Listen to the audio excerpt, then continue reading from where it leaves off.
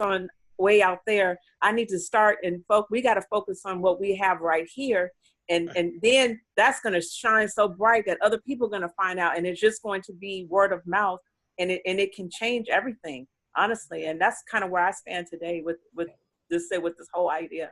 And it came to me too that this is the last thing I'm gonna say. It came to me, as I've been teaching and everything, that there's been so much talk. What we got to do now, those of us who are conscious, we got to produce results. And then if we produce results, that'll do our talking for us. Yes. You gotta say nothing else. You gotta say nothing else on that. All right. I apologize, y'all. I want to record earlier, but I'm just notifying everyone that I'm recording this because we're doing a PowerPoint. That's great. And so anyone else have anything to comment on this first? You individually think about what you can do as an individual to make a change starting today.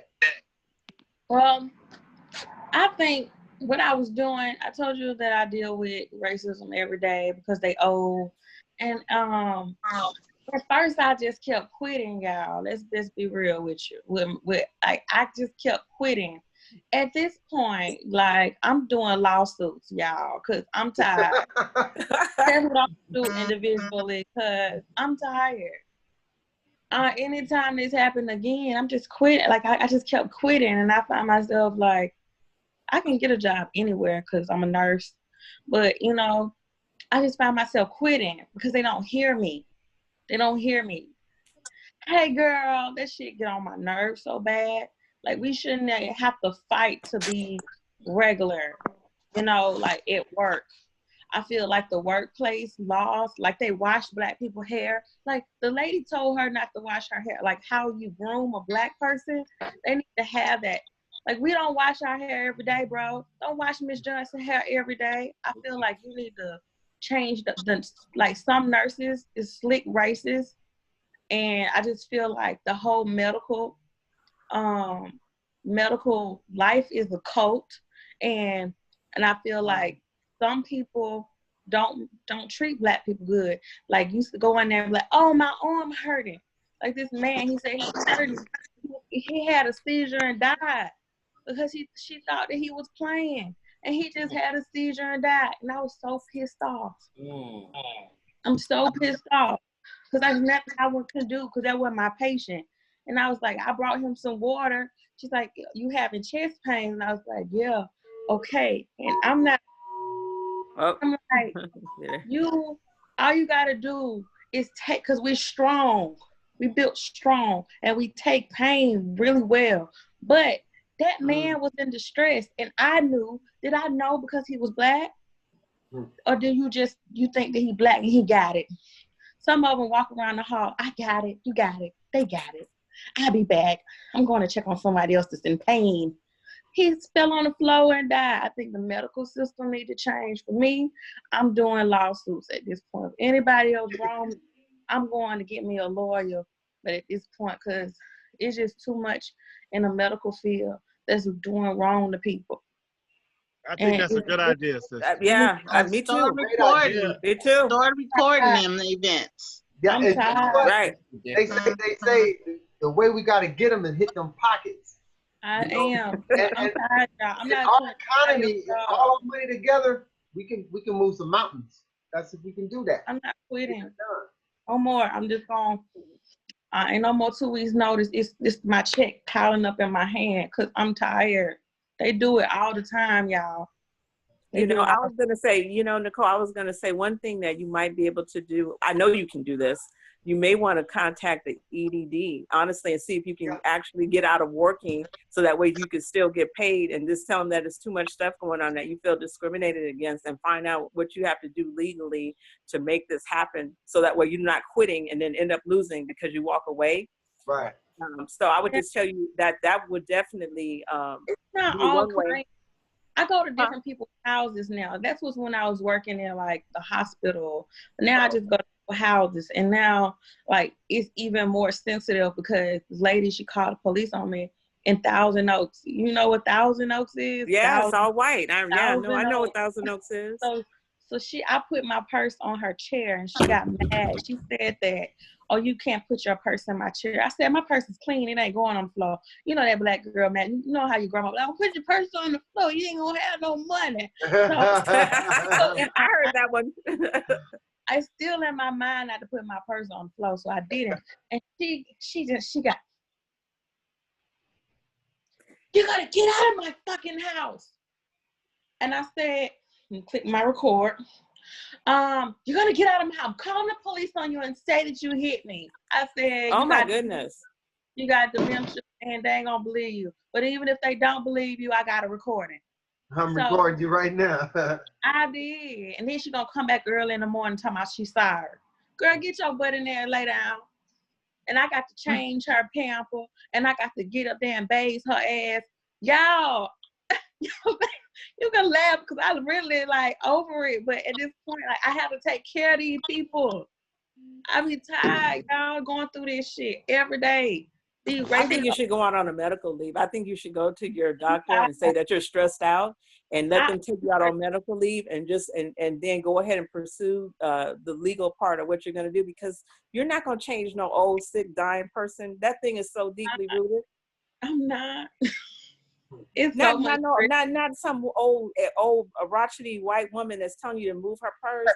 You know, when you say something like that, you made me think of my grandmother when she said she told me she not had to drink out of jars. So like you said earlier in your own statement, that a lot of this is so deep in them that these other younger people, that's their offspring, they haven't changed. So I stand with you. So if you want help to be able to get off work and still get paid and go off on a medical leave, I will help you. I'm just going to say that. Thank you, Delisha. I'm just tired, y'all. That's all I'm doing. Like all I said, that's why I'm doing my part. I'm doing lawsuits on their ass. That's all I'm saying. I got you. You should do then. You want to do that? Well, I got you. I can get you off. I'm tired. Yeah. I'm good today. Who else gonna do? Who likes to start something today? Do a change. Want to comment on that, or we can move to the next one. Us. Well, I want to comment just quickly because I'm just like in awe at these slides and how well they're just like flowing. Like Pastor Amadi was saying, you know, you got to take care of you first, and then, you know what I mean? Like it's goes right with the slide. You get what I'm saying? You, we, and us. It's like everything that's been said and everything that's been taught. It's like, I don't know. I'm just in awe at this right now. Take it in, and when you take it in, contemplate on it, chew on it, then create something with it. You know, create something with it. Well, I want to say something about we. We go for we. We, you know, we, because we be we. You know, I just feel like with the we, you know, we gotta take care of ourselves first and things that we could do effective immediately, and then we gotta think about our families. You know, how we're gonna be able to help equip them and protect them. And so, you know, the whole point is really getting a better understanding about that. And I think that's so vitally important right now, just given the nature of the climate of what we're dealing with. And also with this HR 6666, with them wanting to come in to invade your home and basically going to try to make you take a shot and all this other bullshit that's going on. And, you know, how do we prepare to offset that, and how we equip our children, our youth, and other people in our family who may not know. Like I said, I learned a lot from Marquisha yesterday, and she's 25 years old. Okay. And so, you know, just understanding the laws of the land and how to work around this and know what our rights are, so that we're not walking into a situation where it turns into fear and then you're giving up your rights, or you find yourself in a situation because we didn't know. Right. And so, you know, and then in that, I just want to just kind of share my thoughts on this was, you know, one of the things that I is how do we start bringing a different level of stability outside of just saying, okay, we're paying bills, we're getting through, we're good. You know, taking that next step so that there can be some flexibility to move. Because shit, we might have to pick up and move. Let's just keep it real. You never know. this is what kind of time we're in, and and how to keep us together as a family unit, and not being so dependent on waiting on somebody else or the government to answer the answers that we need to start having for ourselves. I just want to add that in the we. Yeah. And I consider you guys a part of we and us at this point in this conversation. That's why we're having it. Right. Can you read the brief statement under we collectively? We is you and your family. Think about what we can do to work with our families as a network, to make a change, to protect, to empower, and to create stability, wealth, and a legacy for our families. This is something to think about. And if you have any thoughts on that, feel free to just share, about that. Yeah, think about how we can keep others informed, plan and strategize on how we can band together to create a network to continue to make change, to protect, to empower, and to create economic and financial connections to establish widespread wealth, local, nationally, and globally. I think we read two different kinds, but that's collectively. And I'm going to start with, I want to say a little brief something about 1 and 2, and then we can all go in on 3. 1, individually,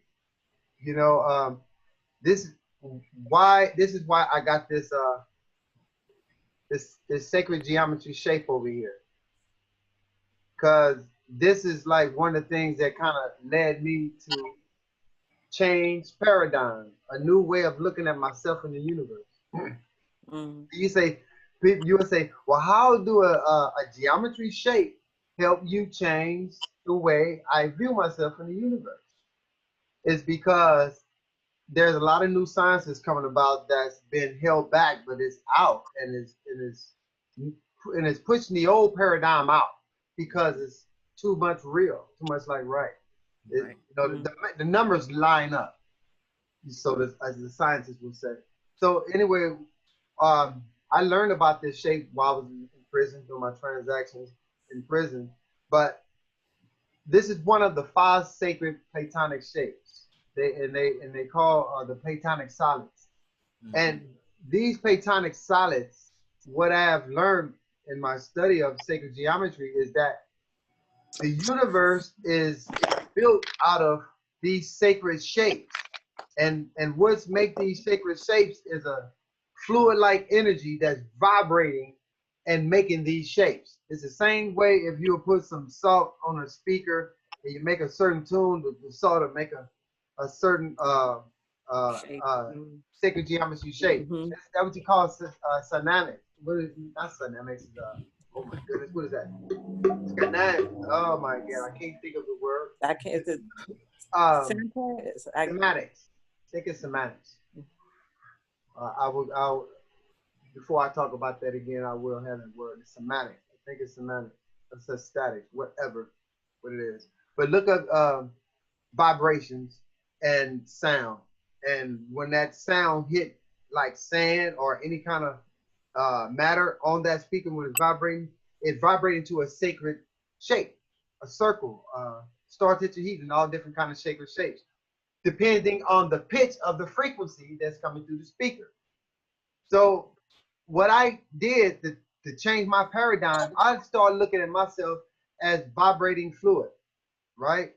And this vibrating fluid is vibrating to a certain tone of the earth. The earth may be ringing, and I'm vibrating with the earth. So what that looks like is that all these 5 Platonic solids, they got a different resonance with earth, fire, air, water, and all those different attributes make up everything in life. So if you was to go on that trout of understanding sacred geometry, you would see that geometry shapes reality. It out of a fluid-like substance that's vibrating, and it makes an electromagnetic field around certain objects, like our planet. Sacred geometry is a deep conversation, but this is what helped me. And I can start you on your way if you just start looking up sacred geometry and understanding the meanings of the shapes, because it's a whole different language when you get into it. It's a whole language. It's a language. It's a universal language, universal principle, rhythm, vibration, cause and effects, gender. All these shapes roll in that. If anybody ever look up the book of Thoth, the book of Emerald Tablets, they talk about these things. This is how the universe is created. Mr. Ray, what's the book? Okay, I would say you can get the Billy Carson book? Yeah, Billy Carson. The Emerald Tablets. The Emerald Tablets. By Billy Carson. It's different books. I'll post it inside here. Yeah, I want to get the name. Yeah, I posted it inside because there's different variations of the Emerald Tablets. But Billy Carson is a brother that, if you haven't heard Billy Carson, I would highly suggest that you look him up on YouTube, and he's on Facebook as well, and check him out because he's something else. Yeah, he's breaking down a lot of.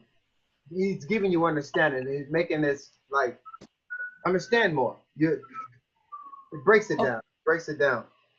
But as I was saying, that's what I did. I started studying sacred geometry, and I learned how it worked with the universe. Then I got into the flow of life, and I see myself in that. And that really just changed the way I look at reality. I mean, not just saying that I'm a human in the body. I go back to ancient Texas. You can say the Zep-Tepi book. How the universe was created out of noon and the four currents that's going within the ocean of noon. And, you know, all that is a cosmology. And when you read that and you understand that, you become a part of that cosmology. And by you coming a part of that cosmology, your mind creates the reality, changes it for you by you shifting the way you think. You know, it's just like right now, everybody in America is thinking on a Newtonian physics level, but we should be in a quantum physics type of level. Right. Quantum physics. You know, Newtonium is way out. It's happenstance. You know, it just all of a sudden happened. But quantum physics, there's a intelligence behind everything. That there is a divine energy that's pursuing everything. Not to say that's some kind of person. I would just say it's an energy that really ours as our comprehension, we probably can't understand that. But the only thing we can understand is probably the intelligent energy that we surmise by us going individually doing work on ourselves, going within ourselves and knowing who we are. No one can tell you anything. You know, and a group of people who got the divine self-knowledge of who they are and where they want to go, that is a powerful movement right there. I would say those are the ones who built these pyramids, which is us. We're the descendants of them, really. You know, as Brother Hiawatha was saying, he said, we are the descendants of the slaves. We're the slaves of the descendants, right? And the slaves are the descendants of the ones who built these pyramids back in this time. You know, when all these wars happened, people migrated to West Africa, and then when the white man came along, everyone retreating from this war capitalist company came to the West Coast, and then the people on that coast, the white man came, they said, "Well, take them. They not with us," and that was us. That went on over there. There's a lot of ways you can look at that, but the whole point about this slide here is to deprogram yourself. Is to look at yourself in a whole new glorious light. You know, think on divinity part, like, you know, you're part of a sun, you're part of a solar system. On that kind of level, it can't just be that you're your mother's child and you're your father's child, and they made love and they made you. No, you came here for a reason. You got a purpose here, and when we all find that purpose, we can move like we are that mountain. Yes. Okay, the last one is you and your family. Think about what we can do to work with our family as a network to make the change, to protect, to empower and to create stability, wealth, and legacy for our family. Anybody want to take that on? What that sound like to you?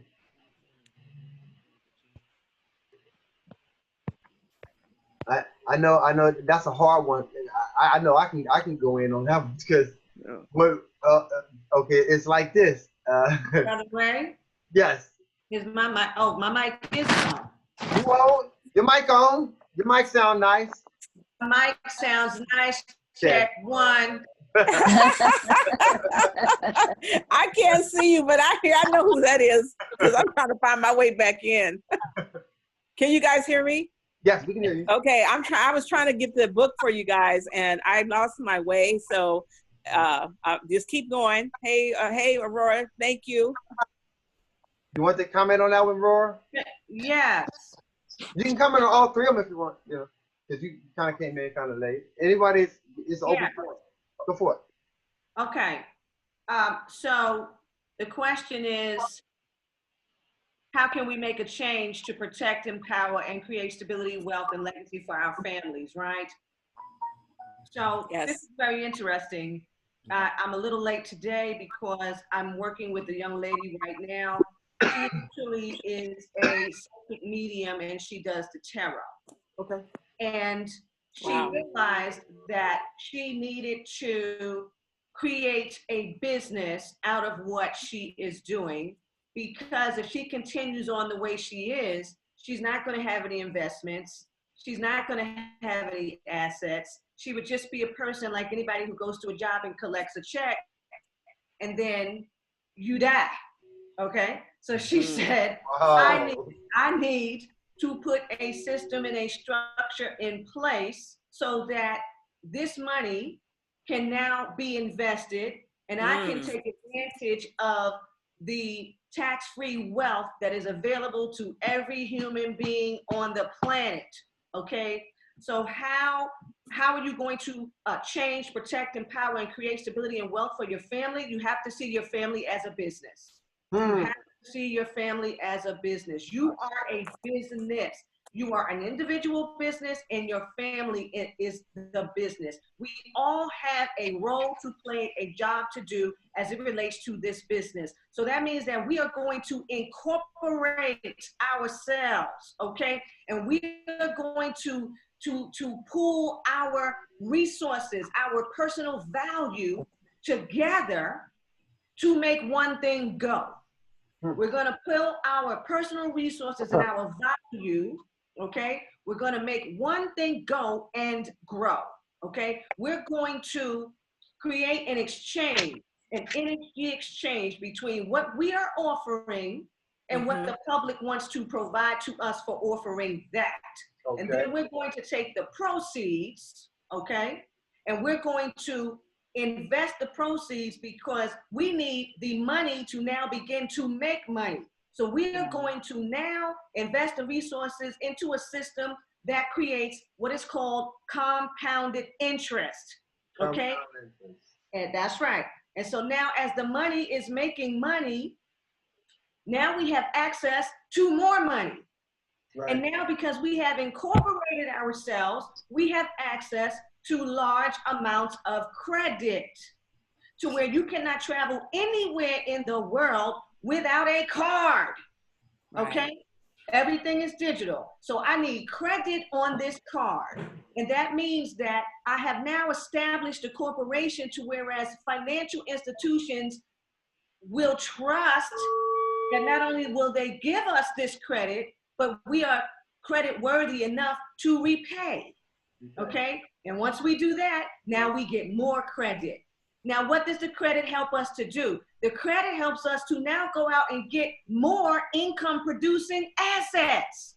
Okay. Now, our corporation doesn't have to do but so much because the money and the assets are now working for us, all right?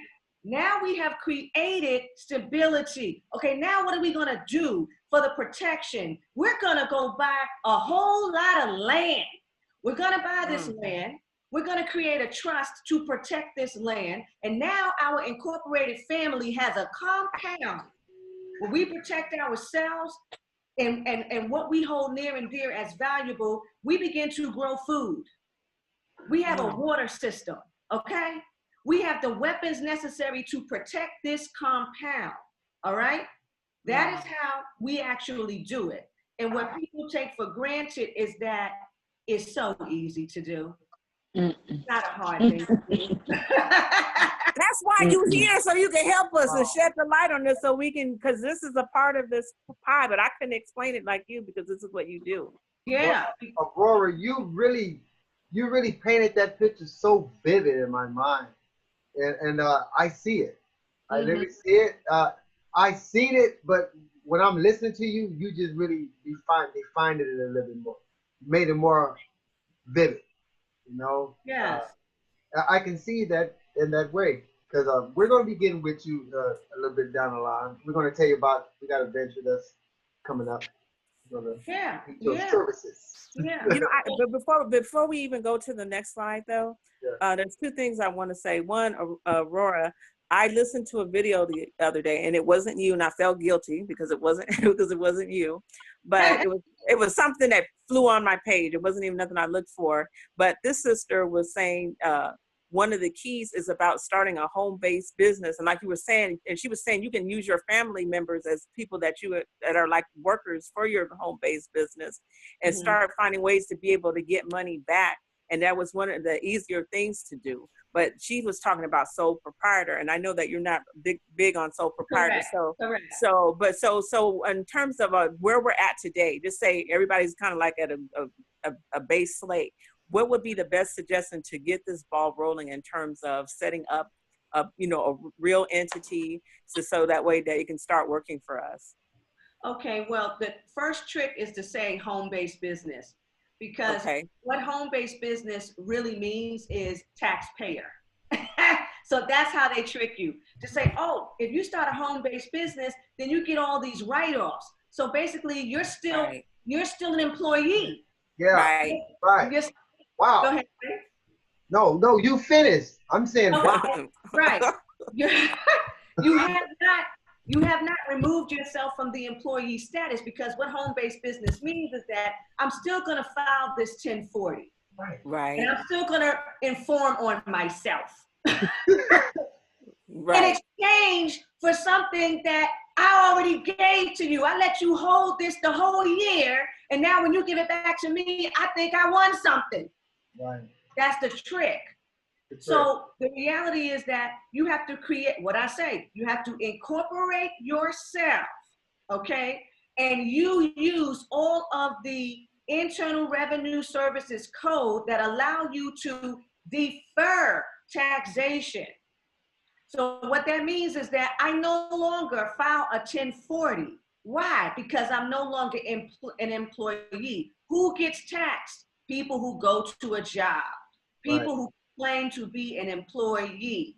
Corporations end up getting a check from the Internal Revenue Service at the end of the year, okay? Because the tax liability falls on shareholders who are gonna say, yes, I earned some income. See, if you earn income, you're gonna pay tax, okay? But when you make money, it's considered principal, non-taxable. See, the two different things. So you gotta be careful when you say, oh, I got a home-based business. Oh, you're a taxpayer and you're paying more than 50% of whatever comes in that house to the Internal Revenue Service, the entity, the collection agency that did not help you make that money. Exactly. So you gotta be real careful who you're listening to, because these are people who are still set in the poverty mindset.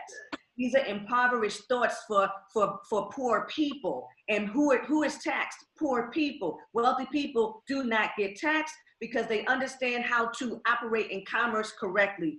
You yourself cannot operate in commerce. You cannot use your social security number and operate in commerce. You will be taxed. But when you use your corporate identification number, you do not have to pay taxes. That is the difference. And that's is that LLC? That's LLC, and that's incorporation. Okay. Now there's two sides to that LLC, because that's another myth that people say, oh, just do your LLC, but they become a single member LLC. There's two types of protection with the LLC, that of a partnership and that of a corporation.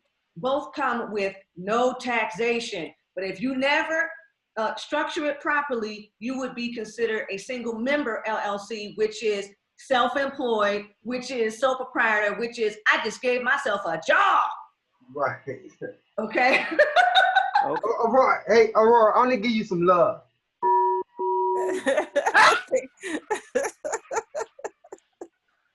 I need the love, Brother Ray. So I want to interject and say that I'm inspired by what you're saying, Sister. Amadi? Yeah, Amadi? Sister Amadi. I'm inspired by. Let me find your picture. Wait a moment. I'm gonna see your face. Where you at? Okay, Daniel. Oh, you haven't finished? Go ahead, Amadi. Oh, okay, finish. I'm sorry. Go on and finich. I'm sorry. You hadn't finished, is what you were saying? She wanted to find your face. Your face. Oh, you can't see it? There it is. See you now. I'm there.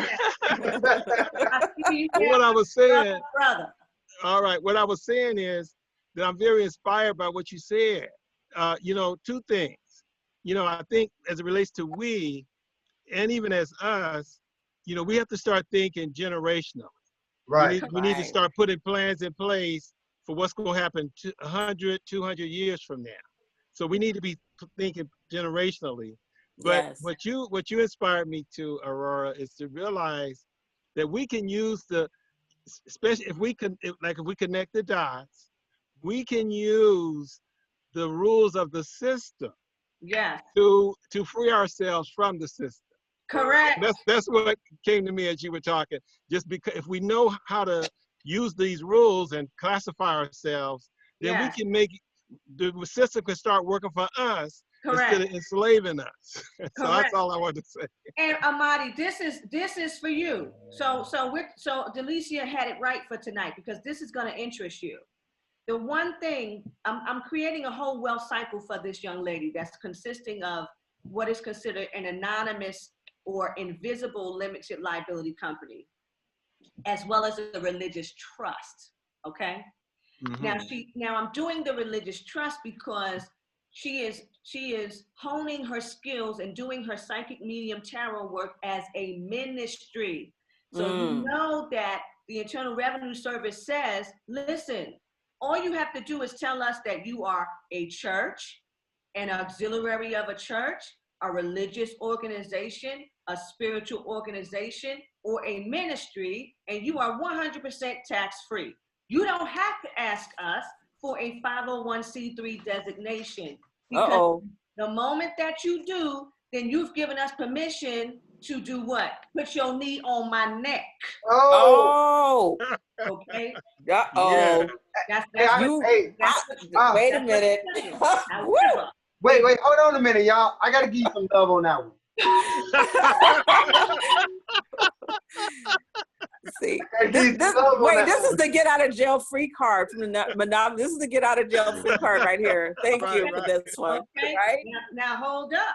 So they tell us, listen, we're gonna even help you to exempt yourself. We're gonna help you. We're gonna give you a code that's especially for anybody who wants to say they have a ministry or a spiritual organization, or they're gonna run a church somewhere, right?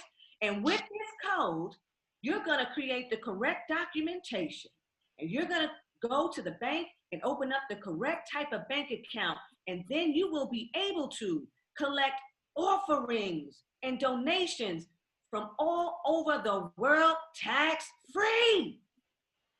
Why don't people know this, Amadi? Why don't people know this? That's what Scientology did. Yeah. Oh boy. I'm gonna tell you what Scientology did. I'm gonna tell you what Scientology did, and this is why they had so many lawsuits. Scientology didn't do it that way. And the reason why they didn't do it that way is because when you fall under the 501c3 heading, people are more apt to give you grant money. People are more apt to give you money because they know that you have a boss, right? Scientology could have went the actual spiritual route, and the IRS kept trying to get them to do that. This is why they sued them so many times and finally won. The IRS kept saying, listen, you don't qualify for no 501c3. We don't want to do it. We want to give you the 508, and you just do what you want to do. You can collect all kind of millions and millions of dollars. They were saying no, because we want other organizations to feel comfortable, okay?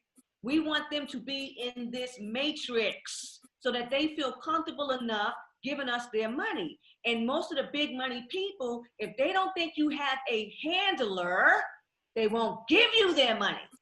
So after they sued the Internal Revenue Service like 3 times, the Internal Revenue Service said, okay, fine, we're gonna go ahead and give you what you want, just leave us alone. So now Scientology can say to these Masonic temples and places that they want to get this money from that would not give it if they were just a spiritual organization. They had to really make this public declaration and get that exemption termination from the Internal Revenue Service. So no, they have a money scam going on. And the only way they were going to work their money scam is if they had that piece of paper from the Internal Revenue Service. So that's what they did. But wealthy people, and I'll give you an example. Paul Newman, you see all his stuff in the supermarket? What do the labels say? 100% of the proceeds go to this foundation. You know who owns the foundation? Yeah. Paul Newman. Paul Newman. What? Wow. I'm gonna tell you that I feel like I've been had on that one. I've been had 100% tax-free. And he's telling you this in your face on the label. I'm done. And he doesn't have a designation from the Internal Revenue Service because they tell you, all I got to do is say, I got a spiritual organization or I got a spiritual foundation. All I got to do is say it. And he says it on every label. Everything. Salad. Yes. Okay. There are many, many examples out here. So this young lady, Amadi, we're putting together this religious trust, and we're working on her visa papers for the Netherlands as well as Portugal, because if you come in under this religious heading, you get to have a long-term visa. And see, she likes to travel and do her work. And she doesn't want to have to worry about, well, if I go to this country, am I going to be taxed? What do I do? So we're giving her an international entity where she can collect her offerings and her donations for her work all over the world, tax-free. Tax-free. That's what I need. That right there, honestly, that's what I'm interested in. That right there. Yeah. Now it's very clear now. Amazing. Yeah. I'm interested in it too. Okay. but that I'm sharing that, Amadi, to say that's how you're gonna do your generational wealth. Because what happens when you create the trust, what happens? You avoid probate. I mean, nobody's gonna come take the stuff from the children. Nobody can come take the house from the children. Nobody can come take the cars from the children. Nobody can come take the land from the children, okay? You avoid death taxes, which are very real. If anyone has ever had a family member to die, the IRS sends that final letter to ask you for a final tax return, okay? It is very real. So you avoid that. You avoid inheritance tax. So if you're leaving your family anything, all of that is taxed if you are not under a trust that has a trustee in place to do all these things, okay? Okay. So this young lady is having this particular type of protection put in place this weekend so that when she makes this money, it passes to the family members that she wants to without it being touched by any state or any country and without it being taxed. So yes, Amadi, that's up your alley. Yes, that's what we want to do. Aurora, I sure do appreciate your wisdom and Do love. you have a financial class? Do you have a financial Can I sign up? I need help. Okay? I need help. She's raising her hand. She's raising her hand. Can I pay you? I don't got that much money, but can I pay you? She's cute. Connecting the dots. Connecting the dots. Connecting the Can dots. I pay you? Done. Pay. Yes. Okay. Anyone else want to comment on this page here? I have one last thing. Okay. I want to say. I want to comment on your is it an octahedron? The shape? Oh yeah, it's octahedron. Yeah, okay. And I just want to say, you using that as a reflection of, of the creation or the universe as we know it. I feel like if we look at ourselves, just like Aurora just now brought in about the financial aspect, then Sheila and her business, if we all put our parts together, essentially we're creating a universe, if you will, and a resource. So I feel like we can connect the dots by bringing all of our gifts together and to support one another and create that reality of that octahedron, because I feel like that's what's happening now. So I just wanted to emphasize, because you brought that out, and as I'm looking, I'm like, yeah, if we all played our part, we're creating the sacred geometry. So I just wanted to say it before you go to the next slide. That is awesome. Thank you. That's nice. I have a question. Yeah. So, Laura, I have a license to be an ordained minister, so can I can make a business out of that, huh? Who is Sheila. Sheila Hemingway. See, Hemingway. Sheila. Huh? Oh, Yeah. I see you, Sheila. Okay, go now. I just became a licensed ordained minister, so I can make a business out of that, right? Well, that is a business. Yes. Yes. So I don't have to be a part of any church. No. Okay, good. Other church. I'm not a part of the church. All right, Sheila, we're going to do this. Yeah, okay then. Well, I got my cards and got my certificate and everything. Me too. Yeah. Okay, so all you have to do is create a legal structure around what you do so that you can do the proper banking, because if anybody gives you money like over $100 or $150, by law, you're going to have to give them a receipt, okay? Because they have the right to have a write-off on their taxes. If they're a tax filer, they have the right to file for exemption for giving to your organization. Oh, okay then. Yes. Whoa. This is good. This is you, we, and us. We got this. Yeah. Some soul food right here. Food for the We work. got it. Soul food, bro. Okay, we Amazing information. move to the next one. Okay. What we got here? Anybody like to take this one? Who like to read that? Shamika, I took that picture from you. I read it. Okay. Let's share our thoughts on how we can begin establishing alliances with and what we should be investing in, reading, researching, creating, and dedicating ourselves to in order to make change, be empowered, and build. We need to know. Yes, we do. Yes, I totally agree with that. Hey, over here we got this little picture over here. It says, if we unite, nobody falls. Can y'all see that? Yes. They're all they all is holding on to one cord, right? One branch. And they got each other, right? Right. Yes. And the thing of it is, I would like to say it like this. They all holding on to the same branch, and each and single one of them are different from the other, right? Yes. So within these three people, they got their own truth, right? Right. But they all are holding on to the same support system, but they all getting along. Yes. I want to say see that. I want to say this to expand a point of view of how we can look at different people, opinions, and views. Yes. Okay, symbolically, like the world is round, right? And just say 4 people on 4 parts of the world, right? And they're observing the world. They're looking at the center of the world, right?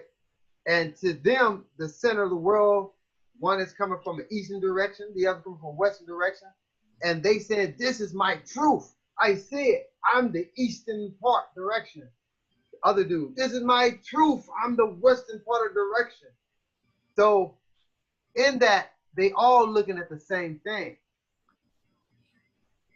So if all these different parts are looking at the same thing and they saying that they're looking at the truth, it doesn't mean that their truth is wrong from each and every single one of them. Each and every single one of them is looking at the truth from their perspective. And that can't be moved. That's your perspective of your truth. But essence, that under root of that truth, we're all holding on to. Yes. We're all 4 of them people on the earth looking at the earth in the same in a different direction. They all observing the same thing. Right. But they looking at it like an elephant. You give a blind man touch the leg of the elephant. What is that? He said, it's like a tree trunk. You give another blind man the touch of the tail. He said, it's a snake. Right. Then you get another touch of the body. He said, it's a big old wall. You know, they describing an elephant, but they're touching different parts of the elephant, but they don't know what it is. Right. But then when you put it all together, it is an elephant. It's like we're connecting the dots and taking these puzzle pieces and putting this thing together. You know, and I that's love this. we're putting this piece together through our conscious collectively. You know, we're talking about these things that we really don't even talk about all the day, every day. Right. I like to talk about stuff like this all the time, because then, you know, where your attention's at, that's where the energy flows. So if I'm thinking that I'm a divine being connected to the universe, you know, I'm a divine being connected to the universe. That means that if I'm connected to the universe, I can create, I can manipulate, I can move. You know, so just having that mindset can really just change everything. You know, that we're all observing the same thing, but from a different perspective. Right. But each and every one of our truth is our truth, but our truth collectively is the world that we're observing. And you know, we just gotta hold the Buddha said it. He said we gotta hold on to our ideas, indeed, but we also must be open-minded, open-hearted to hear other people's ideas. And then try to find out why you say that. And the why is that I'm looking from this perspective. Oh, the why, I'm looking from this perspective. Oh, so now I see. That's why I couldn't deal with a lot of the from about 20 years back. I stopped dealing with religion because they all reading the same Bible and killing each other. So why would I want to commit to that? Exactly. So it's a psychological fuckery, a spiritual fuckery. You know, and I'm gonna tell you, after we go and y'all check out this movie, Out of Darkness, you're gonna say that. I saw it. You're gonna say that's it. This is what it is. And we got bamboozled, tricked. And when we look inside ourselves and see who we really are, we can start moving shit. Really. Yes. And we can start moving shit. You know, I just want to share that with that, because I was looking at these flyers all day. I didn't think about that till now. I guess that needed to get out, because I seen these three people holding on to the same law, and they holding on to a different point of the law. Right. So they all holding on to the same truth. So collectively, if we hold on to the same truth, we're gonna survive. We're gonna make it. Right. You know. That's right. And it's almost like and then it's like where you may seem like you might fall, but we got you. We're gonna carry you over. You're not gonna fall. Just hold on. You know, just hold on. We got you. You know, that's how I see that. Would I like to comment on that one? I love this picture. Yeah, me too. I love it. So y'all got Miss Aurora fired up tonight. Because when I look at let me tell you what Miss Aurora's seeing, because I done read How Can We Begin Establishing Alliances. Let me tell you who's being carried in the picture. One guy is an attorney, the other guy is the accountant, and the other guy is the guy who gives the spiritual wisdom, okay? We are on the same team. We can't go anywhere without having somebody who has an expertise that we don't have, okay? Right. When we come up on a situation, oh, hold up. Let me tell you who I got. That person has the answer to this question, okay? We're not a bunch of dummies, you know, on holding the bark. Right. Every one of us has an expertise to lend to the cause. To the cause, to the board. That's right. So we're investing in one another, and just maybe. Okay. Everybody's phone sounds squeaky. Somebody's phone squeaking? Squeaky. I want to say something. That's your picture, Shamika. I stole it from your post, but go ahead. I just want to say another thing that is in that picture that I noticed is trust. Trust. Ooh, yes. Oh, you gotta have trust, baby.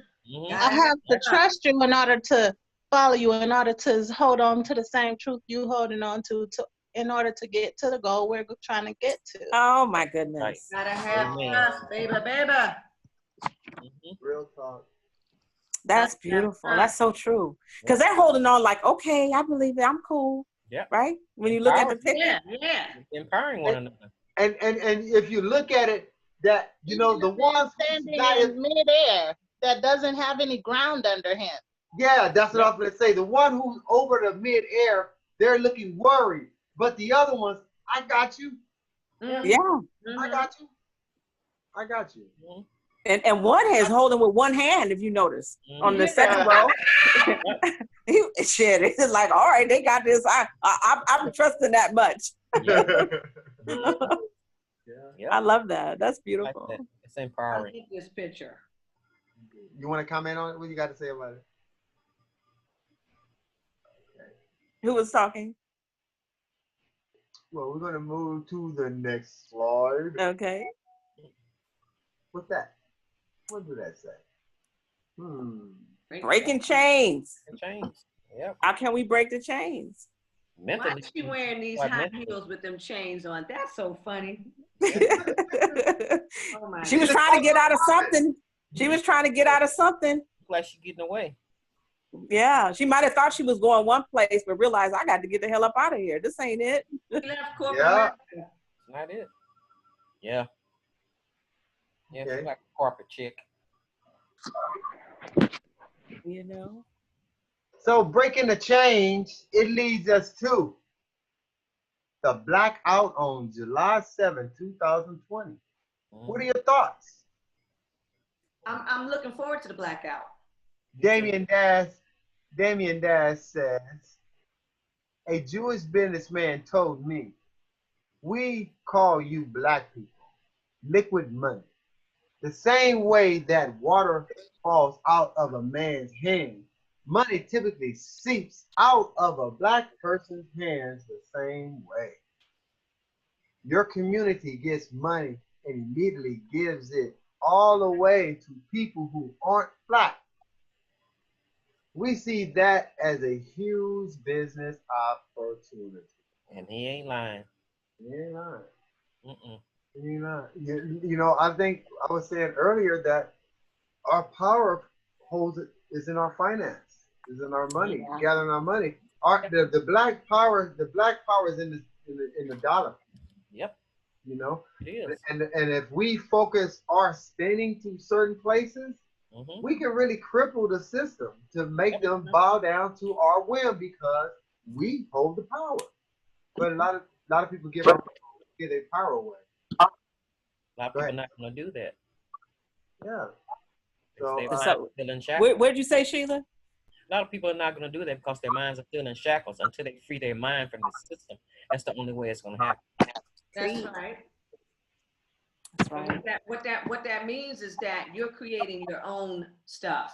That's right. You're going to now become a beautiful member of commerce and sell your wares. Yeah. And when you need things, you've already got a supplier. So you don't have to go out and give your money to people who don't look like you. Right. So we need people to get on the same page, same mindset. Indeed. We need to build some corporations, some communities. That's why they can do anything to us because we don't have anything to fall back on. Yeah, because we're not owning anything. We're not owning anything. We don't own a darn thing. That's right. Yeah. I really, in my heart, I see all these eyes. A lot of times I have these, I envision these things. Me and Delisha owning some land somewhere and just doing what we are hard to do. You know, sit and meditate, talk about spirituality, keep our life in sequence with the rotation of the stars, the cycles, understanding that, you know, how we're connected to everything. And seeing this vision it's like what Aurora was talking about. It's like incorporating myself among my family. And you know, you have two kind of families. You got a family of your DNA family, and then also you have your spiritual family, people who really resonate with you. You know, and I see what she's talking about is exactly the same thing that me and Dee was talking about earlier about that bus that she put up on Facebook. You know, and I just said I could see a crew of us enlightened beings going across America, starting doing these events for people who never even thought of some of the stuff that we're doing. You know, just bringing the new information and showing them techniques to keep them doing it. You know, not just to give them something to eat, but show them how to keep feeding themselves. You know, how to keep maintaining that spiritual energy within them. And you know, when to release it and how to bring it in and how to channel it. You know, there's a lot of stuff in living conscious, because living conscious. I remember back at conscious is like I kind of look at consciousness as people. It's just people who pull resources from not just the stuff that's right in front of their face. Right. You know, just not taking things. A conscious person is not gonna just say they ain't gonna be the one to say, here, I'm giving you this. This is $1 million, and then that person just taking and think it's $1 million. A conscious person. So what is this? What can I do with that? They start asking questions, and we're all asking questions. And not only that, we're asking questions. We're coming up with solutions. Yes. But the thing of it is, we're not in the right. I don't think we're. I want to say that. I think that our voice ain't being heard. It ain't being heard where it needs to be heard, so to say. It's not that it's going on deaf ears. It's, you know, it's racism, basically. But within that racism that we see, I do see that we can create our own thing out of it, because right, it's been done many a time. But back then, them brothers and sisters didn't have guns to protect themselves. You know, they didn't. They didn't have guns to protect themselves. I'm just talking about like the Tulsa, Tulsa, Oklahoma, and all this. They, you know, they weren't giving them guns. That's why they just tore up everything and everybody died. Nobody really survived because they just went through and killed everybody. Yep. You know, in this scenario, you know, we have our own army to. It's like what Lance, a friend of mine, Lance, was talking about paperwork. Is, you know, being sovereign to the government. You know, you are the government. And basically, we are the government, that we do hold a certain inalienable right to this earth, to this land, and to everything that we breathe. But it gets been snatched away or stolen some kind of way. But in way of getting that back is through, I feel, through self-awareness, self-enlightenment, knowing thyself, you know, doing some spiritual work. And it has set your tone to where you want to go. You say, well, I did this, I got this out of that, so, you know, it's something, it got to be something, you know. But as Damien Dad say, that we need to keep our money close to each other. So just like where we're talking about Sheila, Aurora, you know, and a lot of other members, we kind of want what we each other have, and we can use it in a symbolic kind of way, you know. That's it. You know, incorporate this right here. All of us right here, we can probably create a world corporation.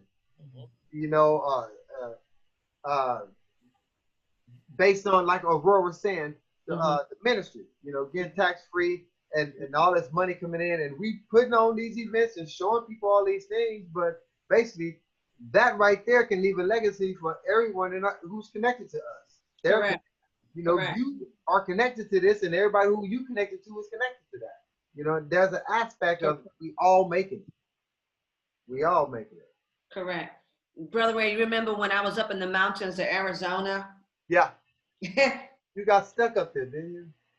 Well, it snowed every day. It snowed every day. Yeah, you couldn't get out.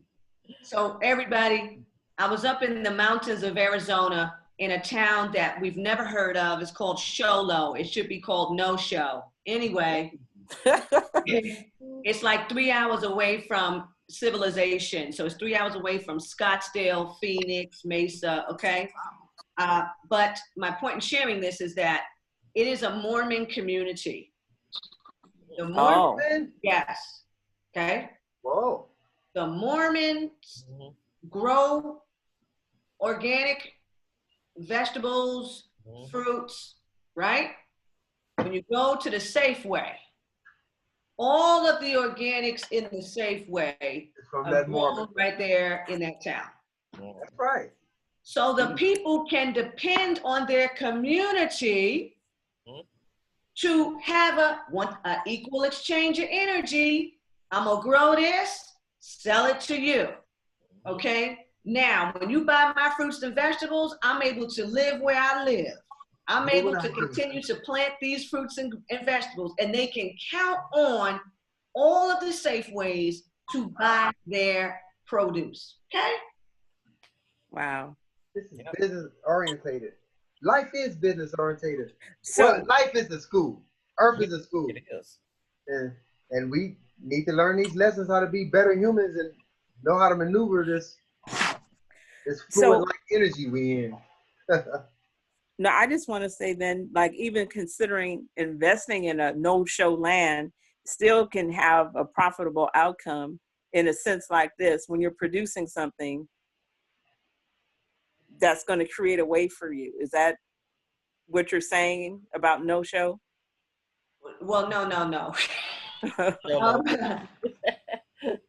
Now, Brother Ray probably doesn't know this, but my primary reason for going there was to buy land, because in the state of Arizona, they've got the highest rate of senior homelessness.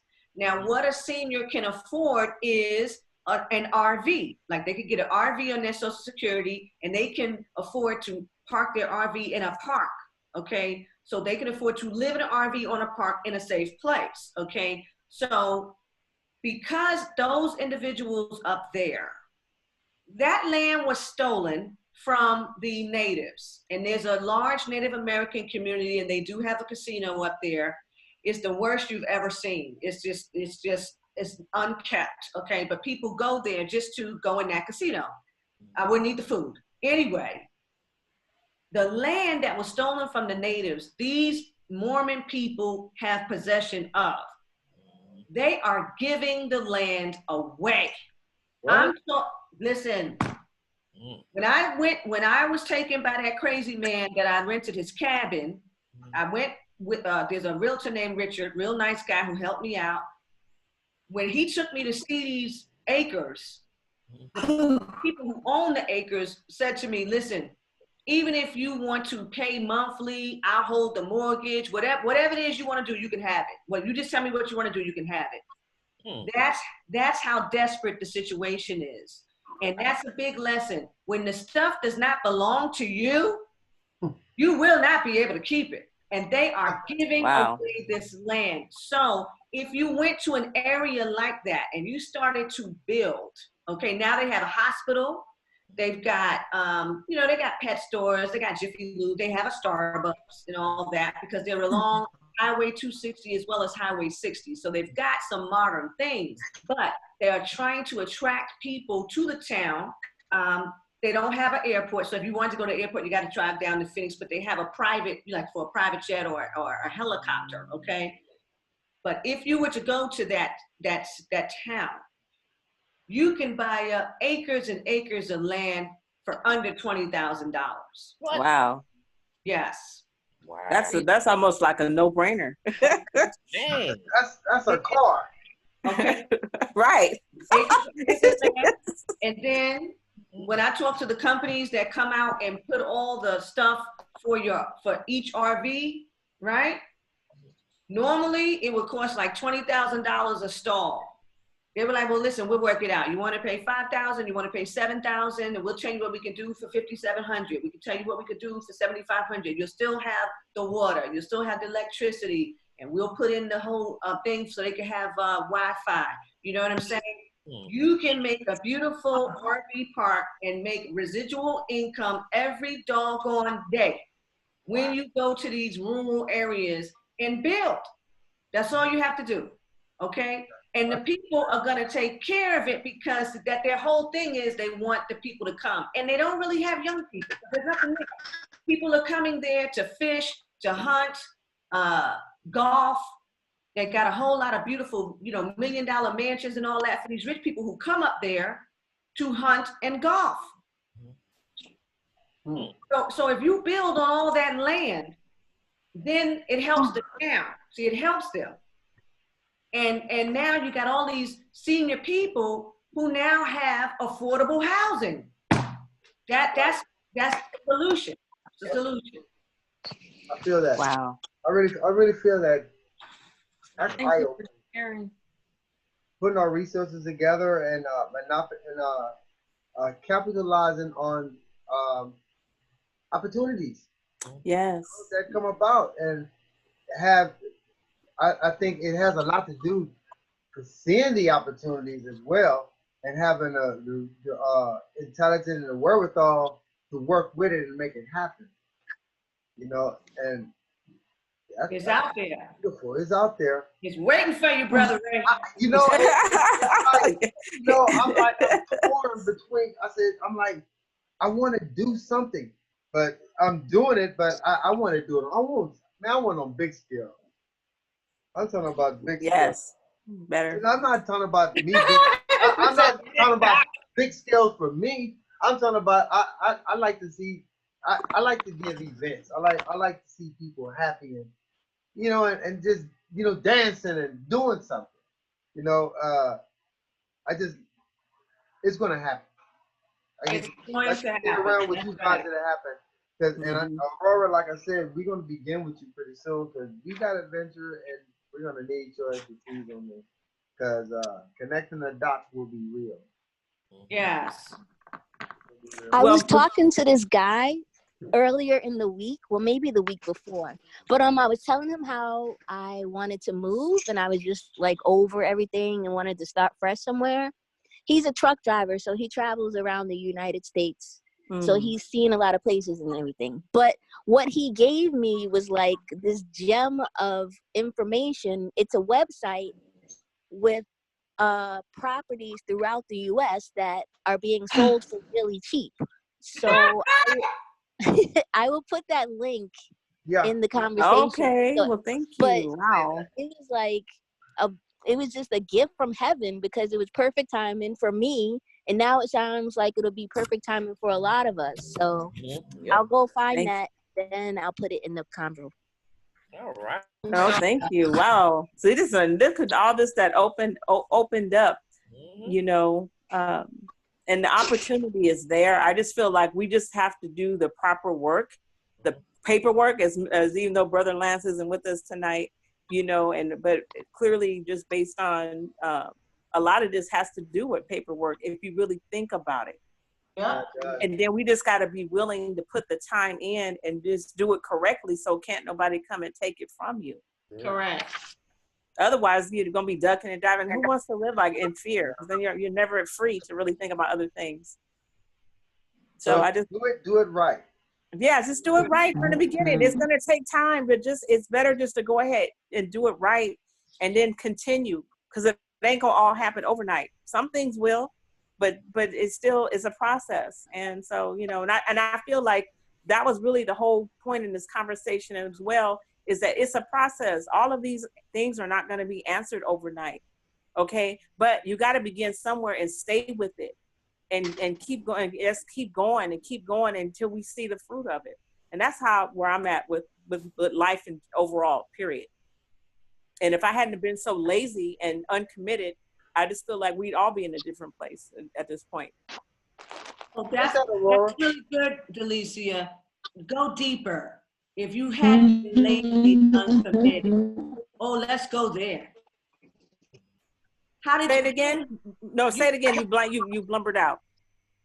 You said if you hadn't been lazy. And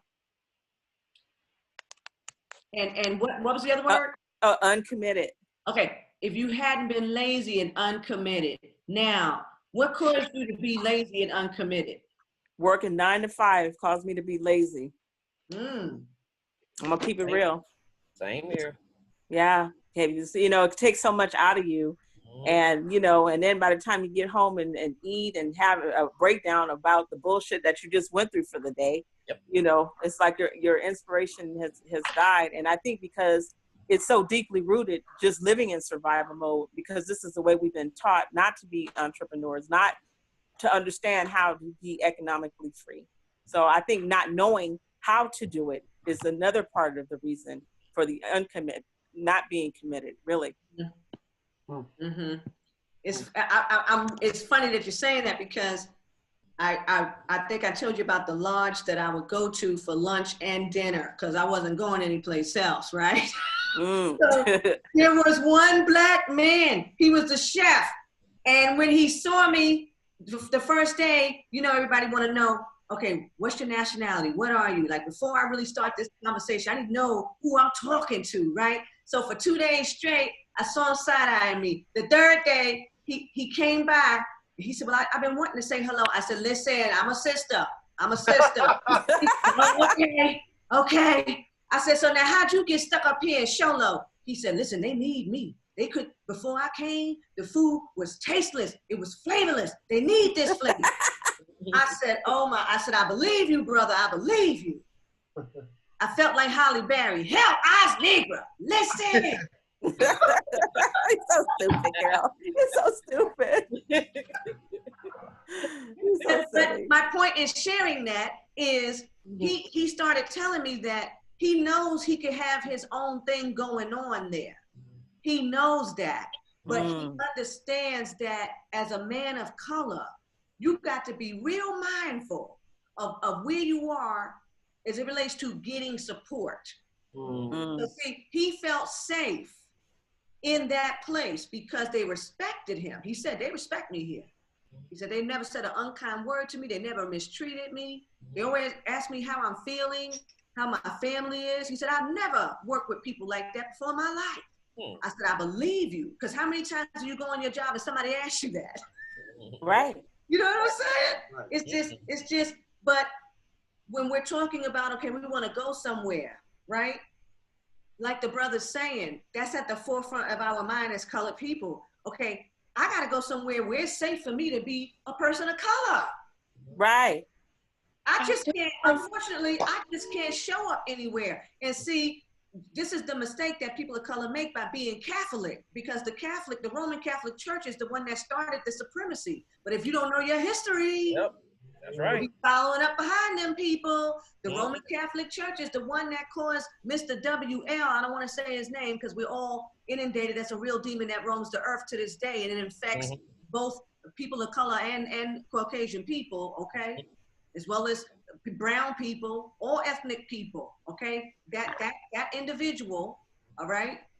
He felt enabled to write that letter and teach people how to condition people of color and also the other ethnicities that were on those plantations, because it wasn't just people of color, but if you don't know your history, you don't know that either. Right. Okay? But he specifically went after the Negro because the Negro man was strong. And his whole thing was separate that woman from that man.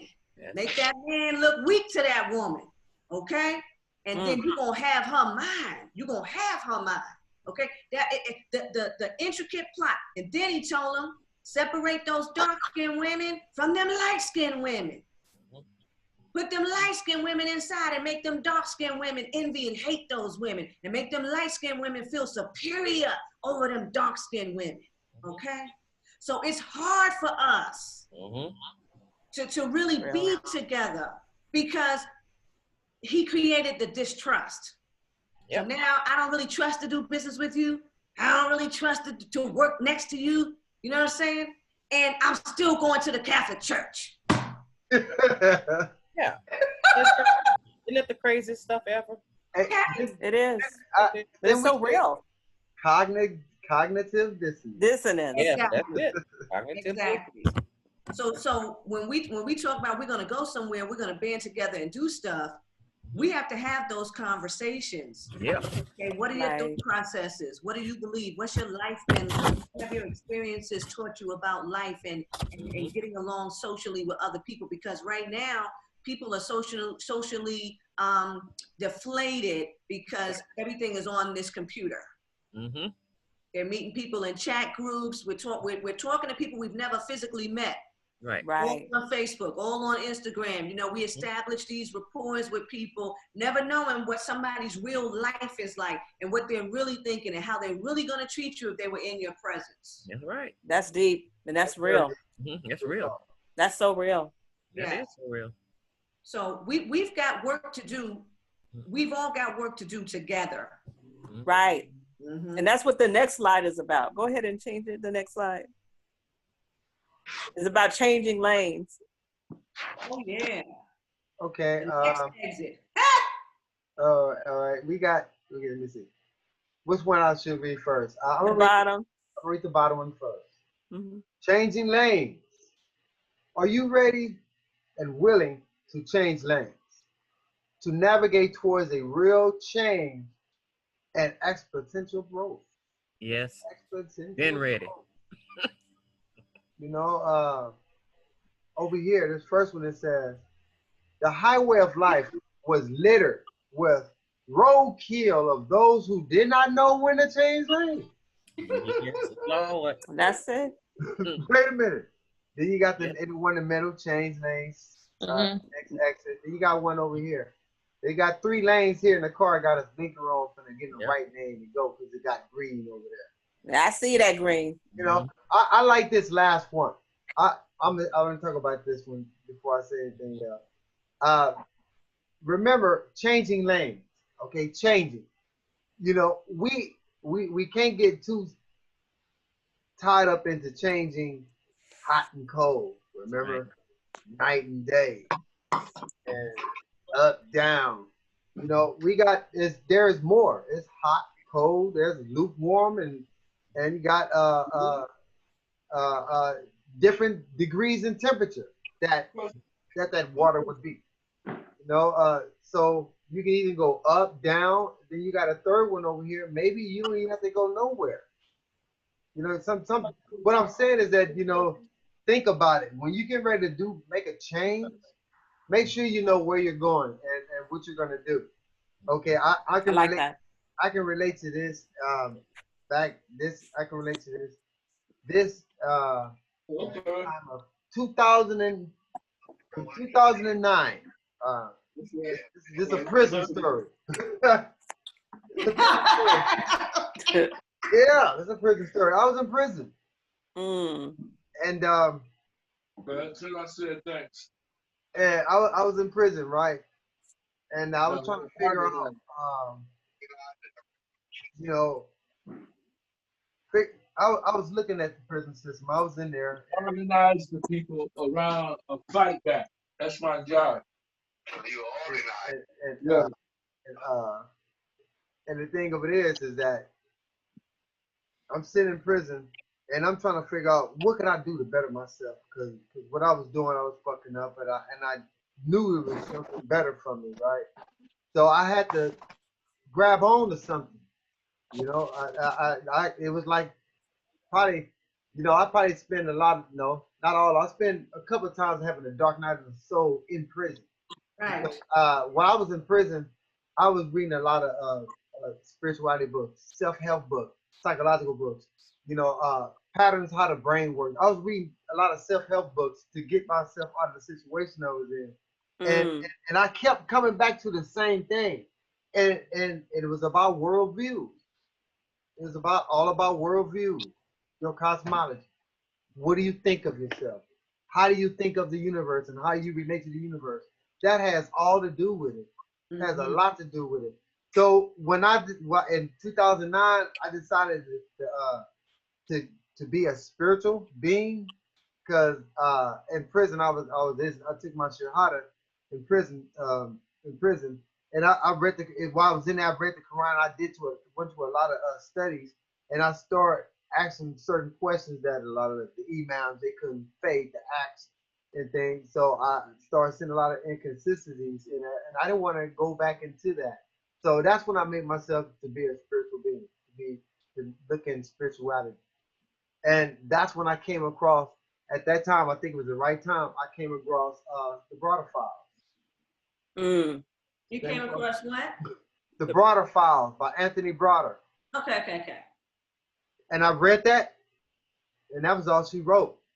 I started eating up all Kemetic understanding, all Nubian, all that, because all that is the same. I started researching the old dynasty, you know, and America don't tell you about that. They only just talk about Egypt. They don't say nothing about Sudan, Ethiopia, and they contribute to Kemet, because they say that Kemet all of a sudden came up and had all this knowledge and stuff. Yeah, because it was being collected from the happy up south, the south, you know, around the area of Kilimanjaro area. That's where life kind of like spun and down Hoppy River. But this, after that, I seen how the Neteru lined up with me, and then after that, I started seeing how a lot of the Catholics was mimicking. Then I came across George James.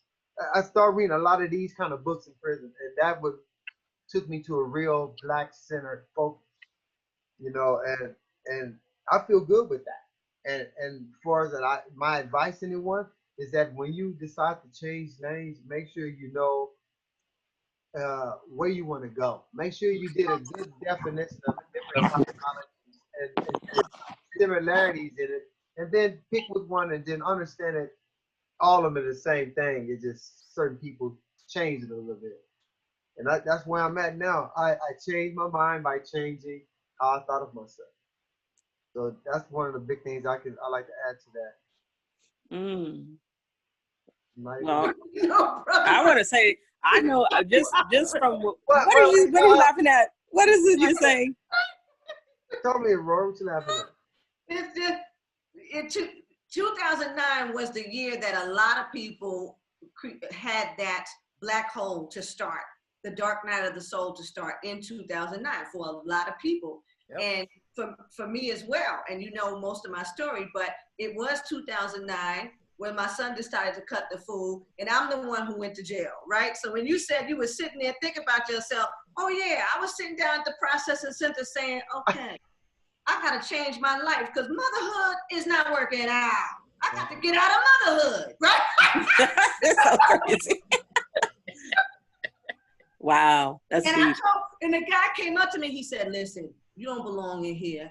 I'm gonna make this quick and easy. I'm gonna let them know that you're gonna get out on your own recognizance. I said, yeah, because I'm gonna go home and I'm gonna fix this mother thing. I think I'm relinquishing, right? He said, well, a lot of people do that. I said, I think I'm the one. I think I'm the one. But so that's why it was funny to me you're saying, because that's what we all are going through. Now I gotta think about myself. I gotta think about where I am in the world. Because this right here is not working out. Not working. Not working. Ooh. I have something to say. Oh, I have really? something to say. I feel like I'm not where I want to be. I'm 33, and going forward, I know there's a lot of things I don't know about being an adult. I feel like I just turned adult like probably when I was 30, and I feel like it was like a stagnant energy over my whole 20s, and I was worrying about the wrong thing. So going forward, I am changing lanes. I'm to be an whole ass adult and doing like progressing in my life, gaining property, which I really I want like a whole garden, because my family, we have always owned property. And in my life, we have owned at least 7 homes in my family. So it ain't no like generational. They have had money, but something happened. And I don't know what happened to me. So but it just feel like I need to continue, since I know it's embedded in my system that we can have homes and my mama, we did the same house on the deed to my mother's house that my granddaddy gifted to her. The payment said to my daughter, the payment was love and affection. That was the payment said, to love and affection. That what it said on That's the so deed. beautiful. And I'm like, bro, my granddaddy gave everybody a house before he passed away. And I just know that it's in me too. Yes. And I just feel like changing a lane to be an adult, like I don't know everything. I really feel like when I was listening to a word talk about finances, I felt lost as fuck. And I'm just like, I'm like, I need to get my life together so that I can know and, to benefit from my family going on. Since I know they can do it, I need to do it for myself and my own family that I'm going to create and going forward for myself. And it's just really hard for me because it's like I feel alone and I don't have no real role models to teach me nothing. So I have to like look in books and I feel like, damn, what is this shit? What is this? And I be sitting I there like, understand. and I'm like, what is this? And I'm like, I don't know what this is. And then I go off of, I find little tips. Like, I got to save up on my bed with some money. But at the end of the day, that's not going to help me. But I just I really appreciate Mr. Ray and Delisha. You know, I got to get ready to go to work in a minute, so I'm going to let y'all go. But I just really appreciate this slide. Like, changing lanes for me is to be a successful adult. There you go. A successful adult. Ashe. And some people do not And it is so. admit that they haven't had, you know, the education of finances and, you know, I go to work every day. It's not even an issue. Just like Delisha said, we go to these jobs and it depletes us. So it takes our mind worrying about a bill that is going to get paid, but at the end of the day, that takes us away from our talent and working on things that we want to do and we're scared to do in the beginning. We're like, oh, like me, I'm supposed to be starting something. I'm so scared. Just do it. Duh. You know, it takes away, it gives you fear of doing your own thing, working for somebody that hates you. And like I like this little lady I'm going to today, but that's not necessarily say I'm gonna get the same white lady who not gonna mistreat me. You know, I just want my own stuff. I want my own business. I want my own everything. And yes, I just want everything for myself, for my future to be brighter. I don't want to be 50 and 60 and 70 like in this same predicament. I think I will sacrifice my life. Sacrifice to life is you got to sacrifice. I'd rather sacrifice my 30s, finding love and all that shit, just to have a foundation of wealth, so that I can then have fun. Fuck fun right now. I really do. We can go outside and catch some air and feel what God gave us, but I just really feel like I need a financial breakthrough because I'm tired of being like this, y'all. I'm tired of waiting on people. I'm tired of going to these jobs and people talk to me any kind of way. And now I'm a really aggressive person. I be want to slap a bitch every day. Hey, hold on, wait. I gotta give you some love. Love. I just really appreciate y'all and y'all community. Y'all make me feel better because I really don't have, you know, you have a family, but you don't got no family. That's me. I got a family, but I ain't got no family. So I really appreciate y'all. Delisha, you know I love you, girl. I love you, baby girl. But you know that. I appreciate y'all, and I'm going on to work, and I'm going to bring it down. I'm going to be okay. And the journey continues. We're just getting started. We're just getting started. We're just getting started. Y'all made me feel better. I really did feel good today, but y'all did make me feel better. That's good. Don't Thank forget y'all. Girl. I am. Somebody said they want to say something before I go. Somebody said something? Hey. I guess not. Bye, y'all. Hey. T-Roo just came in.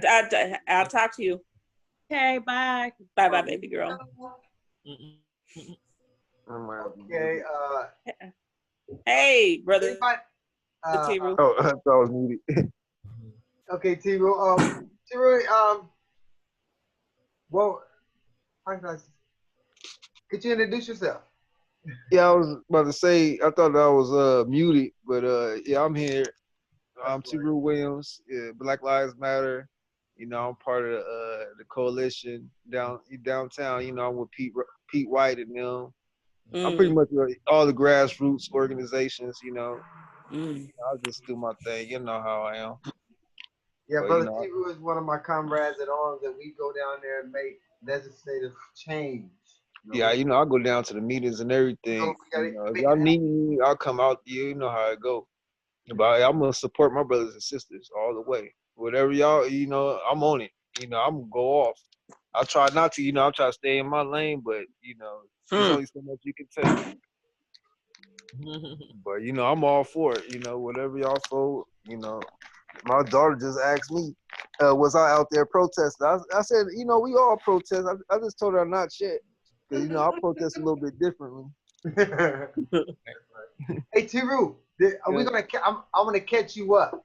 Okay, right now we're on this slide, and at the bottom it says changing lanes. Are you ready and willing to change lanes to navigate towards real life change and exponential growth? Exponential growth, right? The first slide over here at the top says the highway of life was littered with roadkill of those who did not know when to change lanes. And you got the one in the middle that says changing lanes. Next exit. You got one on the side that's got a car in the middle lane. It got two red X's and it got a green X. Right. So, you know, that's very symbolic of this lane is open, these two lanes are closed. Right. And also, I want to add to this, you know, in changing lanes and changing your minds and bringing out new ideas and concepts, we need to expand our perspective on multiple different realities of ways it can happen. It's not just up and down, hot or cold. You know, there's something in the middle of there. So, you know, just like out of the ancient Vedic texts, this is one of the things I learned while I was in prison, 2009, out of the Bhagavad Gita, that they say the Creator created the three Shetas, the three Rajas. I can't really pronounce the name because I'm not very fluent in Sanskrit, but it's Seta Raja, Tati Raja, and Seta, Rata, and Tata Raja. Now, Rajas, these Rajas are energies. You know, they got an energy of good, got an energy of bad, then they got an energy of neutral. And the energy of neutral is the one that makes the good and bad circulate. You know, it's the friction, it's the go-between.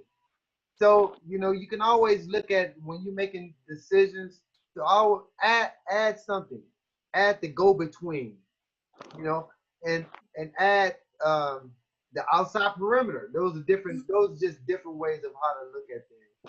You know, because Einstein said that if we're in a situation like this, the only way to get out this situation is to think differently. Right. Yeah, you might have to do something different. You're gonna have to do something different. Right. So, off the top, do you think you got any comments on that you can see yourself as in a time in your life when you probably reflected on self and did some self-investigating that, man, I need to change this because this is not working for me? You want to share tale with us? I think I had a conversation with you before, Ray, about that, about my anger issues. Okay. How I used to be mad all the time. And when I was younger, I used to fight all the time. And that's why I kind of stay away from people, because I know I like to fight.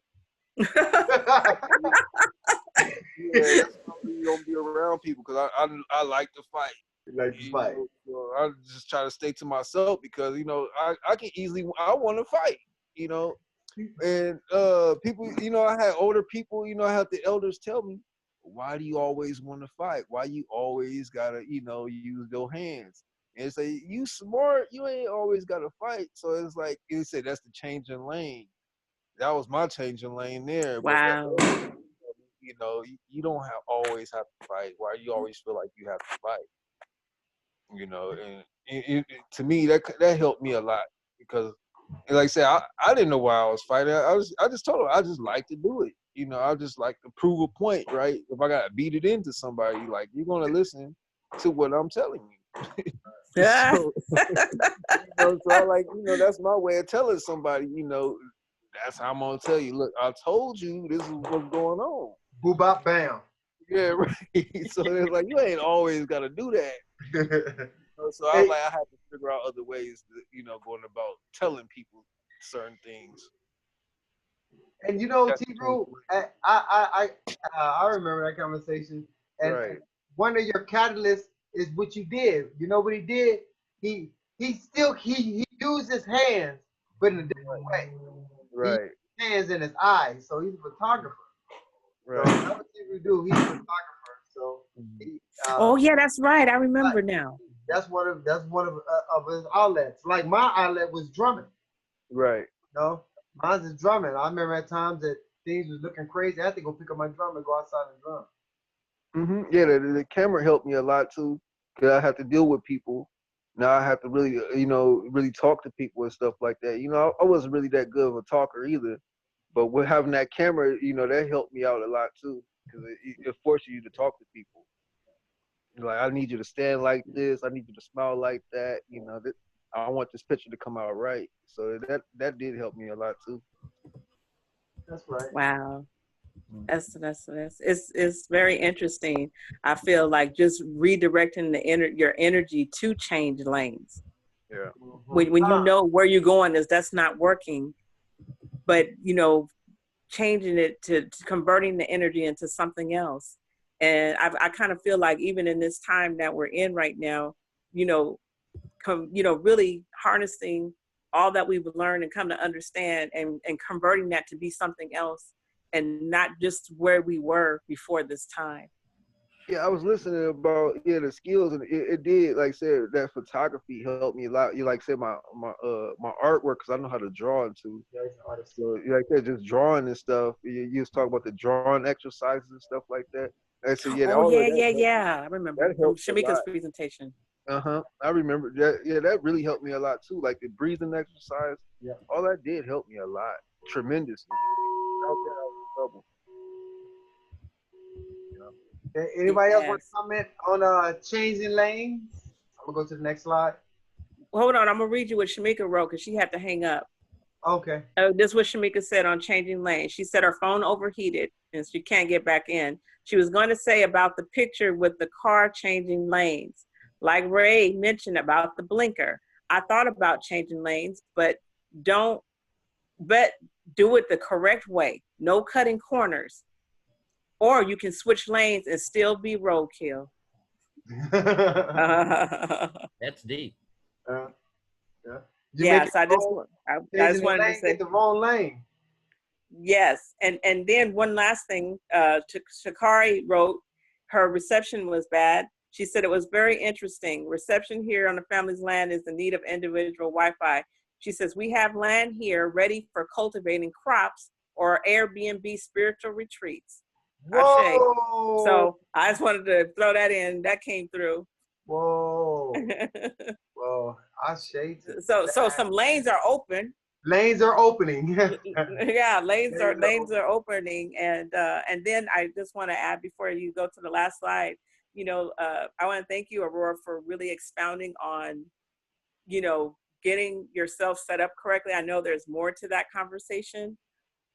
But I feel like that's one of the things that's going to break the change, that's going to make the difference, is really bringing that stability and that freedom and that understanding, so that way we can actually play in the game. When you don't know the rules to a game, you're going to always lose. And that's just really the truth. And so I just want to thank you for the things that you brought in terms of buying land and places. And then thank you so much, Dee Dee, for the link that you were posting about inexpensive properties. I feel like the lanes are open. There's so many possibilities. We just need to know how to do this correctly, so that way nobody drives us off the road. Right. So I just wanted to say that before you go to the last slide. Right. Okay. What is this? Be the change. And got the world and got some blue hands here holding the world. Then it says over here, being the change you want to see. Know thyself, because you must have to stand. You may have to stand alone, because it's possible that not everyone you love and respect may support and stand for you, or be ready for what you know is true and what you stand for. However, despite this possibilities, are you willing and ready to be a change you want to see? I think I messed up on a typo here. Let me make this over. No. Who was that? Okay, what you say? Who was that? Okay. I want to read it again, just so I can get it in myself. Okay. Be the change. Being the change you want to see.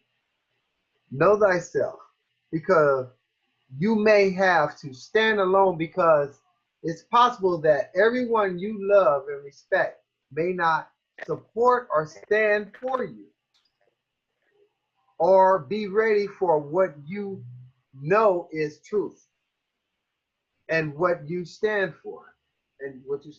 Yeah.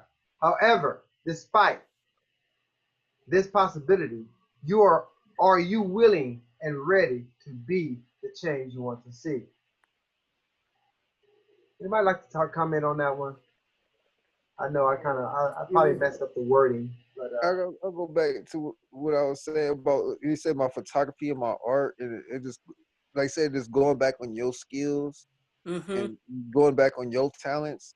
You know, you're like going with your first mind, going with your gut, and that's kind of what it's kind of speaking with me. Like, you know what your natural talent is. Everybody, you know, you should have an idea what your natural talent is. Yeah. It's just like just trying to gravitate towards that. You know, they say not all your family is really family, right? It's like that's what it kind of looks like to me, right? So you try to gravitate to the, you know, what you need to be doing. Right. That's so true. You know, this little part of the sentence here about everyone you love and respect, you know, it may not be standing for you. That's true. Okay, I got it. I think the thing of it is, while Shamika was saying these slides just run right into each other, just one after another, is because what these slides are parts and pieces of me and Delisa's life. You know, it's coming right out of something that we experience is why we saying these things. You know, and those are the lessons that we learned in that, and we must pull out the wisdom from any kind of situation. That's the thing. God, I can't remember the quote, but I'm paraphrasing. God put us in situations for us to learn lessons that we cannot learn it any other way. We learn these lessons is to get the wisdom out of the situation or lesson that you was in. We got to get the wisdom out of it. And right here, when it was saying love and respect, you know, everyone who ain't gonna love and respect you, that went strong for my family. You know, I got to kind of, my background is a story that one day we're gonna hopefully me and Delisa make $1 million off of writing it. All the beautiful, because I'm gonna bring in all the beautiful people along in that way that help propel this. You know, that I wouldn't be here if it weren't for none of you guys. I came into an understanding. I can say my psychic abilities popped in and started giving me information, and my ancestors was talking to me. You know, you need to tell them, you know, don't forget about us. To do something sacred for us. Acknowledge us. You know. And this is my mother, my grandmother, I'm talking about, and this happened in a dream and also in a vision. I was in Houston and a vision just popped up and gave me information. And what it was is that, okay, when I really learned my spirituality techniques and put them together and started using them every day, how I'm gonna do my life like this and start benefiting from the results of it, I started getting results. And the results was like finding this thing inside me and being connected to everything and universe talking to you. You know, I don't know why I can explain that to you if a person ever experienced the universe talking to them. You can be walking down the street and you say, what's going on? And a bird may go tweet, tweet, and a horn might blow. And say, was that true? Then a bump, bump. Wait a minute, am I hearing all this beep, beep? You know, the universe will come to you in those kind of ways. Because that's one way that I seen that I was connected to much bigger things. That timing is everything, and your intentions will make it relevant. if you really intended, hey, is this what this is? Are you really asking that question? The universe will pop up some kind of way to let you know, yeah, this is what it is. Yeah. 100% facts. 100%. It's gonna say this is what it is. And the thing of it is for you not to get wavered. Oh shit! Don't excuse my language. It's not for you to do that. It's just like when you in a lucid dream. Remember last time we were talking about lucid dream, that when you have a lucid dream and you realize that you're lucid, calm down, because you could be so excited you'll pop yourself out the lucid dream. You just gotta just keep it, oh yeah, I'm dreaming, and keep doing what you're doing in a slow way. But then when you start, oh, I can do this, you'll wake up. I'm saying that because that's how I pop out of mine. Yep. Sometimes I go the whole way. I kind of like kick back and observe and let my mind and attention go, and it go longer. But when I try to really think hard on things, I'll wake up out of it.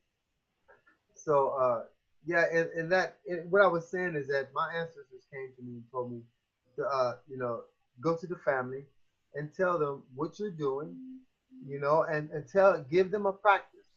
Tell them to do this, every day for us, to pull some water off for us, to burn some sacred John's faith from ancestor money, to burn sage for us. We let them know that we are here, and everything will be all right with you. Just continue to push forth the effort of telling them to connect with themselves.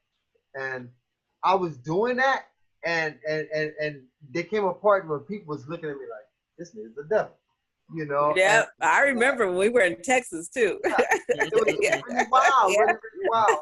And then, I guess there was like, well, you coming from a crackhead and homeless for over 20-some, 30-some damn years, and now you're talking about you seeing the light. Is you crazy or not? Well, okay, yeah, I'm crazy, but I'll take that. But this is what I know. This is my knowledge. And you tell me something that you know for sure, or something that you just guessing. Somebody told you. And most of the times in the conversation with family members, they couldn't take me on one-on-one.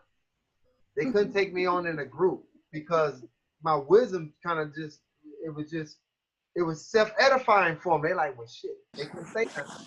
Next thing you know it, now everybody's, they like, go, Ray, go delete, go y'all, go, and so I'm pleased with that. But see, the thing about that, what I want to say about that, if you just keep your mind straight, focus on the objective, it'll come about. It'll come about. It really will come about. Because I never, when I first started this journey, I didn't think I was going to be here right now doing this and stuff. So now I see myself here, and I thank the Creator for it. So I just like to share that wisdom with everyone. That remember from the lessons in life, and hold that wisdom for you, and share the wisdom among your peers. So therefore, we're all have access to that wisdom. We're connecting the dots. Anybody else like to say something about this? I'll say something. Yes. Going back to what you were saying about being in tune or in sync with the universe, and things will start to happen because of that being in tune. That's like how I've lived my life forever, because to me, everything surrounding me or that I encounter, that's my family. Like the universe is my family for real. Like that's where I get my guidance and wisdom and self-trust, and the timing of everything is just magnificent. And the appearance, like that's why I'm so like in tune with nature as well. Like I love me some nature, but me too. I just wanted to point that out, that yes, like open your mind to it and trust, and it will come, and the answers will come at the most random times. It might be in a song, it might be in a movie, but I've gotten to that point where I know when that was for me. For example, this week, and this is so crazy but dope, fire trucks, I've learned, me and fire trucks got something going too. So I've learned that when I see, I can't just see a fire truck though. It has to have the lights and sirens. Like it got to get, get my attention. So this week I happened to see one when I pulled into a parking lot. Like first I heard it coming up behind me and I was like, oh shit, this is for me. And then it parked directly across the street from me. I'm like, all right, I'm open. I know something's, some kind of help is coming some way, some kind of sigh relief for me about things or something. But anyway, okay, so now I'm on my way back home and I see another fire truck, but it has the lights, but it didn't have the siren, but I still knew that I was still supposed to stay in that zone. So I'm like, okay, cool. So now I'm at my house because I literally saw it like a minute before I got to my house. I go to check the mail, right? So I got a check from MetLife because I'm on disability. And then I got a check from my car insurance giving me money back. And then I freaking got $20 in gift certificates from Popeyes. And I was like, woo-hoo! Like, it's the little things. So just pay attention to the little things because life is going to get crazy and we got to just stay kid-like sometimes. Yes. Being kids, they spot everything. We got to open our hearts back up to that. Yes. I agree. I'm done. Thank you. I agree. I agree. Anybody else want to be the change and talk about being the change you want to see? I've discovered that being the change can often be very dangerous. And it's from the people that are closest to you. Wow. Your mother and your father are like, how dare you have more? How dare you strive to get more? Who do you think you are? And start to tell you what they don't think you're worthy of, what they don't think you deserve, okay? So the green-eyed devil comes out in people when you start being the change. Yeah. Yeah, I can see that. To the one standing there saying, now, I don't know what you have to do with this. I don't know why this is offensive to you. I don't know what's going on here. I'm living in my purpose. But sometimes when we're living in our purpose, it truly, success offends people. I can understand that. Yeah, no, that's real. Yeah.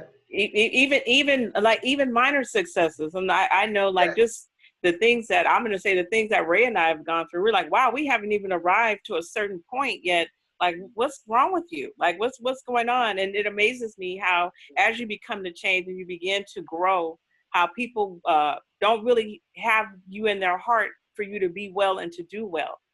Their mouth might be saying it, but in their hearts, it's far from them because it'll come out in a conversation or a jab, hey, and you hear it every, I'm like, wow, where did that come from? I thought you loved me. I mean, I thought we were here. Like, you know what I'm saying? Like, what's going on? The only thing that I wanted to say, about being the change you want to see, it's not just about, in my opinion, out there, but truly in here and really embodying your divinity and becoming all that you were called and you're called here to do.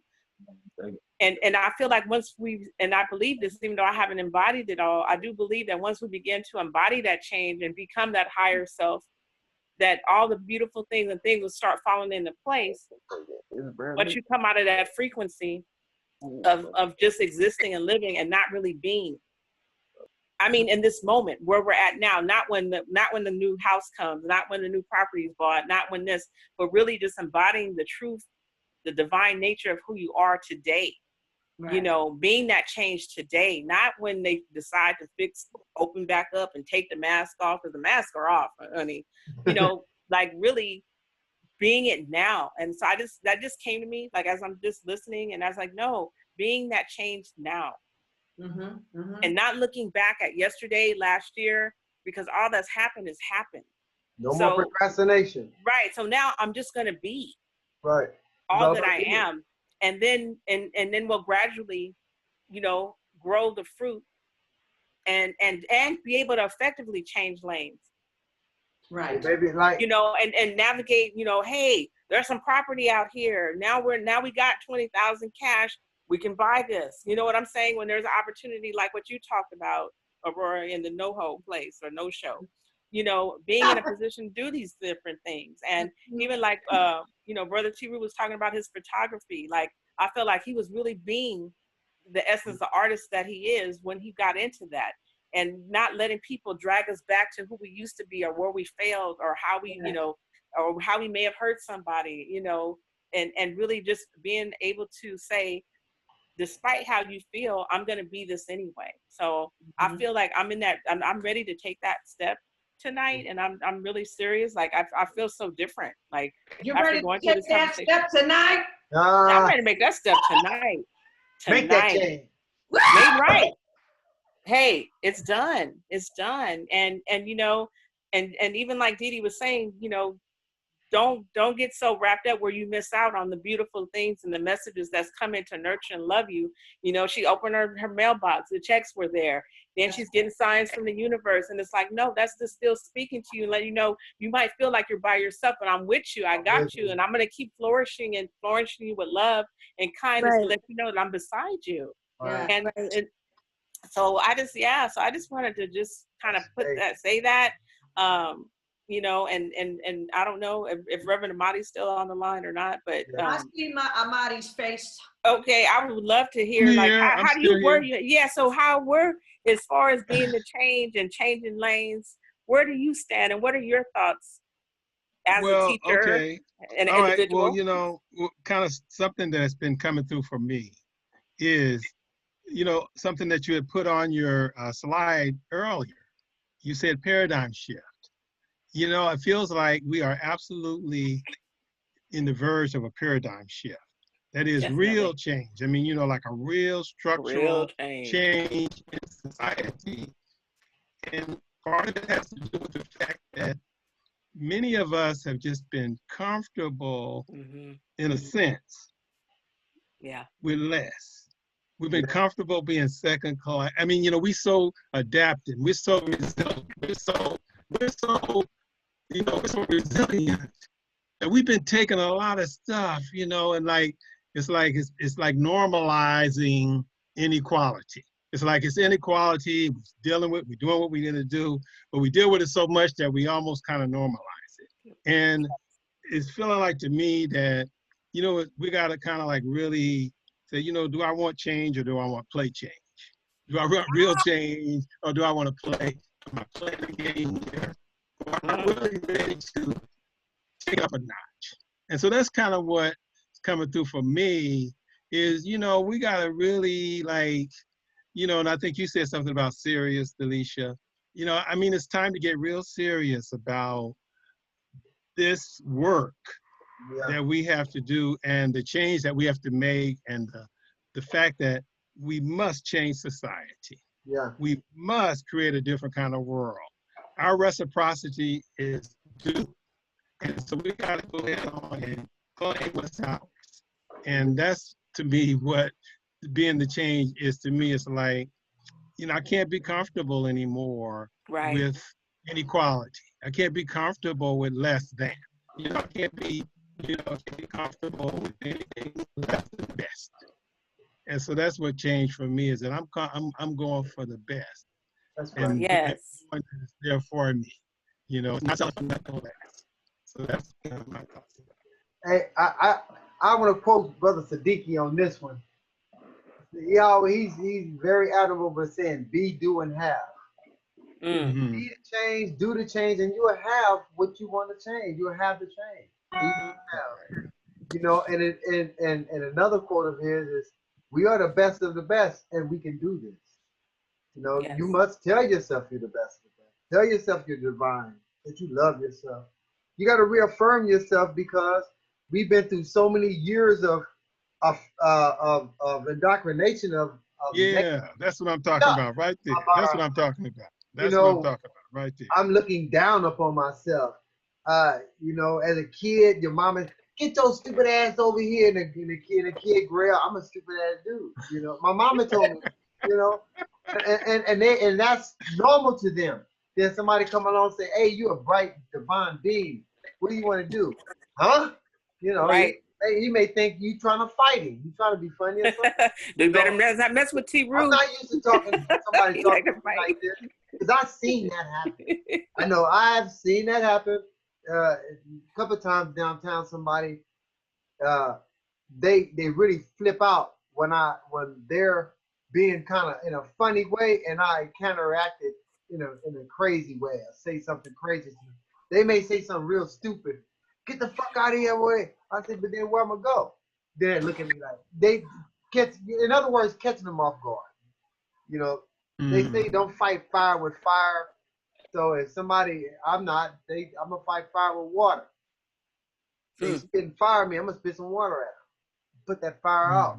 And that's basically what happened, you know, because I work a lot in Skid Row, and stuff can get cracking out there real quick, you know, and so I kind of learned, well, just being down there, I learned to de-escalate shit, you know. You gotta chill out. It ain't that serious, and then the people there, they want to see how genuine you are, you know, because someone who ain't ever been around someone in a real bad situation, a lot of them people can see that, and they attack you, not in grabbing you, but talking and watch you do crazy things.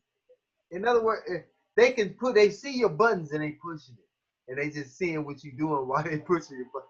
You know, and I seen that happen because it happened to me when I first started understanding this thing. It had to happen to me for me to understand, and you know, now I see it being played out, and when I see it come to me, I know how to de-escalate it, you know, to change it.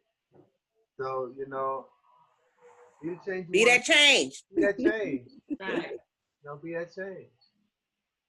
And we got this beautiful, beautiful, beautiful sunset. Look at that. So, you know, this is very symbolic. You know, after you went through all that work, all that self-analyzing, all that self-inventory, all the rigorous repetitions of things you did, you know, then you can sit at the edge of the mountain and look at the sun go down and say, yeah, I have done it. I completed it. Yes. And say thank you. Thank you. Thank you. You know, yes, I want to say this. Something. Now, it is 9:15, and before I go, I was wondering, would y'all would like to meditate together before we go, or would you like to just go ahead and close out?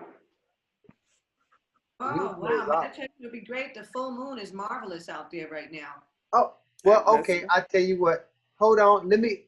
I gotta take a break right quick, baby. Yes. And then I want to go see the moon right quick. Okay. And then I really want to go out and see what I'm gonna get with how I'm gonna do a meditation. Okay. So I'll be back. Okay. Well, I'm right here. If anybody wants to talk to me. Are you still there, Dee? I want to say something to I'm still here. Go ahead, Amadi. What I want to say is, what I was saying is that it felt like to me that's what you were saying when you were talking. You know, you're like saying, look, you know what? You're talking real change. You know, it's like, okay, it's like, are you serious? Then you got to do, you know, you can't make an adjustment. You got to do a structural change. You got to incorporate yourself. You can't play change. You can't do a play change and just be home employed or whatever, right? Or, you know, like a home-based business. No, you got to really step out there. And so to me, it's like, I think all of us have to ask ourselves, are we afraid to change? Mm-hmm. You know, are we really like, you know, am I really like, you know, am I really ready to really change, or am I afraid? Because, you know, this society has really sought to keep us afraid. They've terrorized us. They've, you know, lied about us, you know, told us we were inferior when really we have excellence. You know, I teach Black excellence. You know, that's the truth about me and people that look like me. You know, we have excellence. We have a heritage of excellence. Yeah. And so, but, you know, we've been under assault so long that, you know, I think we've gotten kind of comfortable. And so we have to really kind of challenge ourselves to kind of pull ourselves out of the you know, all these habits, you know, and it's nothing, I mean, it's like, you know, you can't help it, but we have to kind of really challenge ourselves to be serious about making real change. So, you know, I also got that from you, Aurora, when you were talking, like, you know, you're talking about like, are people really courageous enough to actually make a real change that's going to really position yourself for something, you know. Yes. Okay, you know, I went outside. I want to go see how it looked out there. It's too cloudy, and I was just trying to figure out which way I wanted to go. I like, my favorite thing about meditation. What I like is I like to chant. I like to vibrate this fluid energy around me. Yes. And I like to vibrate the fluid energy with my voice. Just like everyone should like to vibrate your voice. So I kind of got a cooler technique how I want us to do this. And what we're gonna do, you're gonna mute your phone, okay? You're gonna mute your phone, and you're gonna cut your video camera off. And at this time, with your phone is muted and your video camera is off, no one is not seeing anyone. I'm gonna cut mine off too. So therefore, no one, you know, you have no vision to look at, and we're gonna be in unison in this vibration. And there's some words that I picked out for us to say, and it's I, Y, E, A, O, and U. I'm gonna lead them off, and I'm gonna say them. I'm gonna do it through my duration as long as I can, and I want you to do the same thing. I want you to do it as long as you can as well, and keep doing it. I may be still on one, and you finish. Do it again until we go to the next letter. Until we go to the next letter. And in this, I want you, you know, have your eyes closed and be in a relaxed state. And I want you to feel the vibration of these tones that you're going to be saying. And I want you to use your voice in any kind of childish way you want to. Just play with it. Play with it. Just play with it. That's the whole point. Bring that child at heart and play with the sound, and have, with your eyes closed, just picture the fluid energy vibrating and making these sacred shapes. In this meditation, I wish I would have had the Platonic solids up there so you can see what they look like. And then in your meditation and vision, you can envision yourself inside these Platonic solids. That's another meditation. I'm gonna do that. I'm gonna do a PowerPoint on that meditation, and and then I can train y'all in that. And when you start doing that, you'll understand something about the mechanism of the universe and how you can work with it. Okay. So first things first. Now we're gonna chant I, Y, E, A, O, and U. And when you chant them, I want you you're going to inhale through your nose slowly and deeply, and you're going to hold it for a couple of seconds. Then you're going to say your chant. Then when you saying I, all that duration, that air is coming out of your stomach, and you saying I, you're going to hold it. Your stomach going to be tight. And when you inhale through your nose slowly, focus on your stomach, stand in that tight form, and you will feel you expanding your core. That's your core that's expanding. If you do this right, and when you saying and you can't say it no more, you squeezed out, you hold it for a couple of seconds, and then you inhale slowly, deeply through your nose, and you feel the air going through your nose and just going to your abdomen and expanding your stomach, and your stomach is still tight, that means you're strengthening your core. And you inhale all the way up, then you hold it, then you go to your next chant. Ah. So I just wanted you to understand how to do this and go all into it. Our intention is enlightenment, okay? We're chanting for enlightenment. We're chanting for enlightenment. I got these two bows here.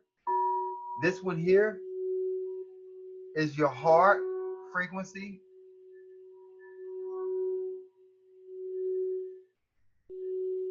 That's a heart frequency.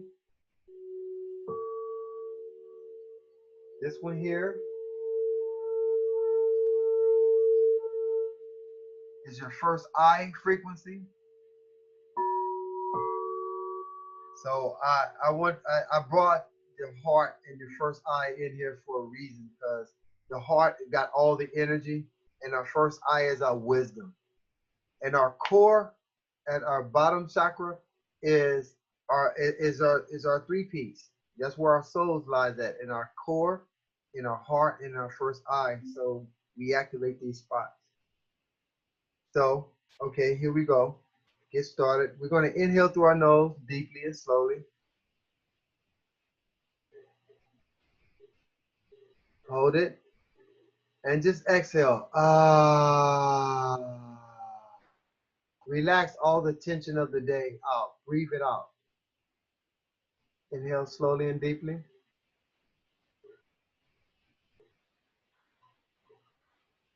Exhale. Ah. Really feel yourself saying ah and releasing all your trauma and pains and woes out. Inhale deeply.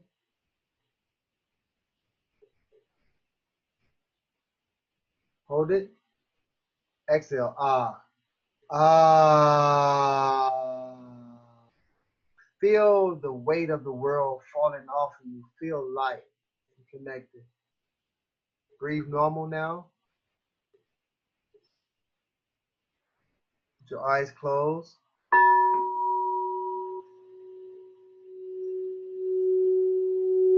Now, when you're doing breathing chants, always remember to exhale. When in doubt, exhale out. So you start with an exhale. Inhale slowly and deeply. Chant I.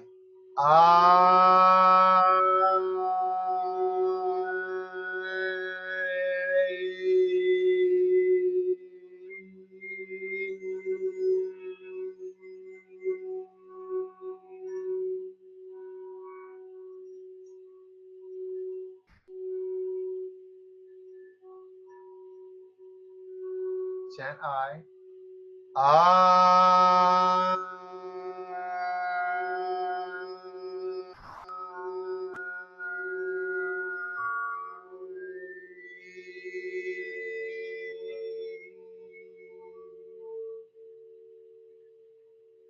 Breathe normally. Inhale normally. Take action on how you feel by you doing those couple chants. Inhale deeply. Chant Y. Y.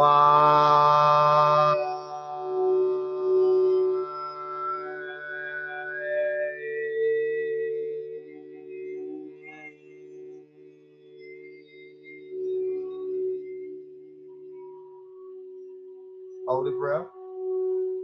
Inhale slowly and deeply.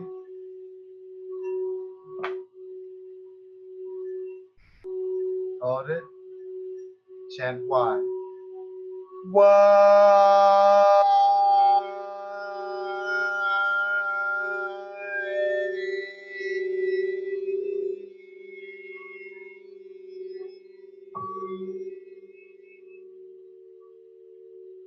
Inhale slowly and deeply.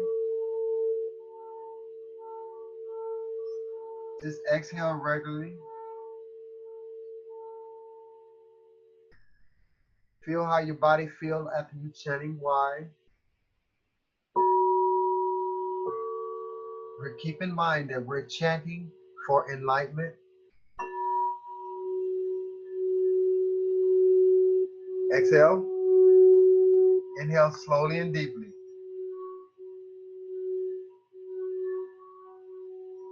Hold it. Chant E. E.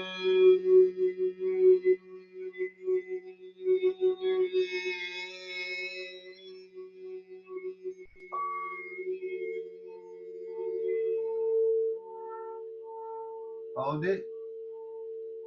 Inhale slowly and deeply.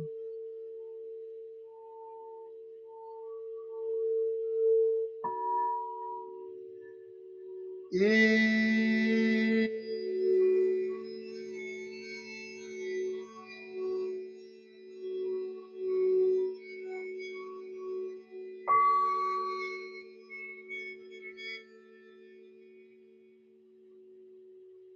Hold it. Inhale slowly and deeply.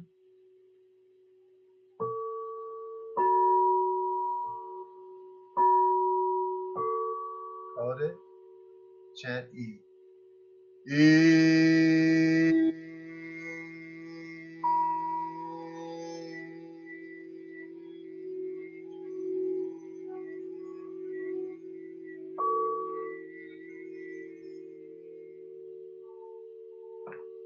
Hold it.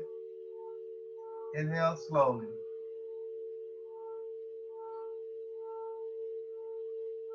Hold it. Chant A. A.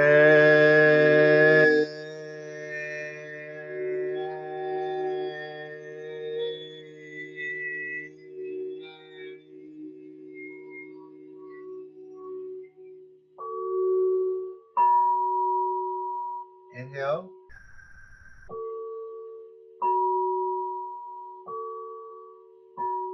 Chant A. A.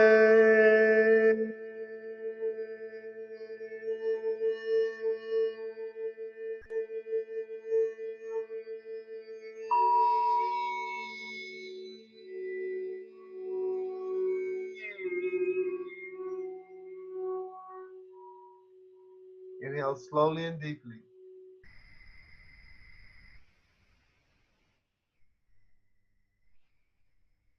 Focus on your heart and say, ah.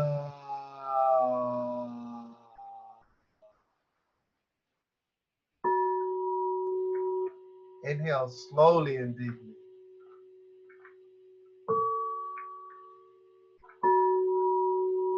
Exhale through your heart. Ah.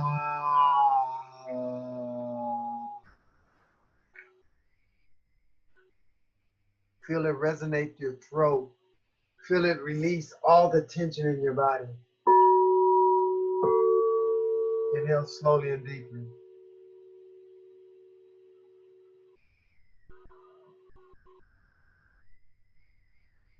Ah.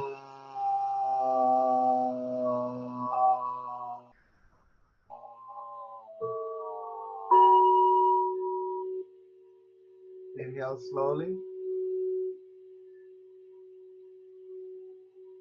Open up your heart and say, ah.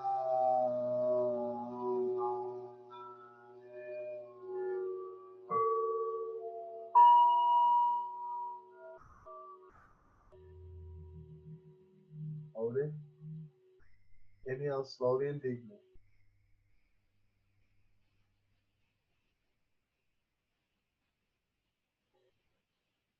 A good strong O. Oh.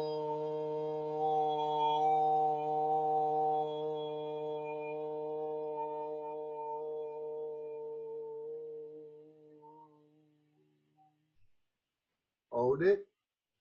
Inhale slowly and deeply.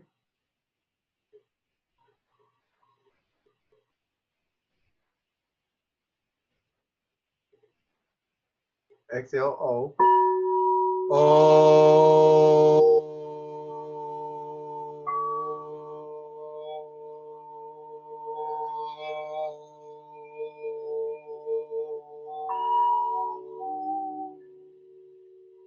Hold it.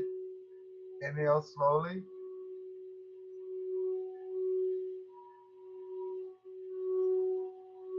Again. Oh.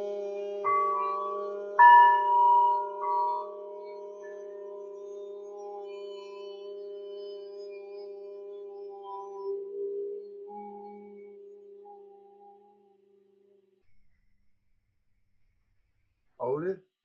Inhale slowly and deeply.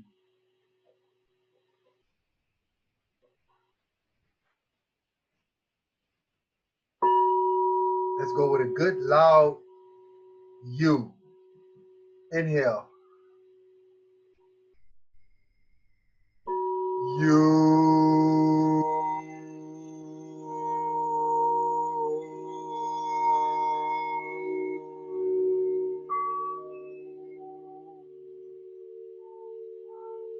Inhale.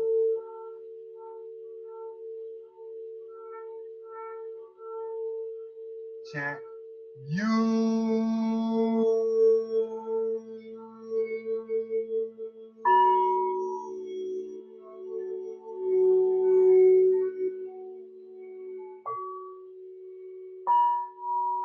Inhale slowly and deeply. Take notice how you feel. Breathe normal. Relax. Breathe normal. Take notice how you feel. We can unmute and unvideo. Come back to the real live world. And do we have any comments or questions? Wait a minute. Everybody went to sleep. Wake up.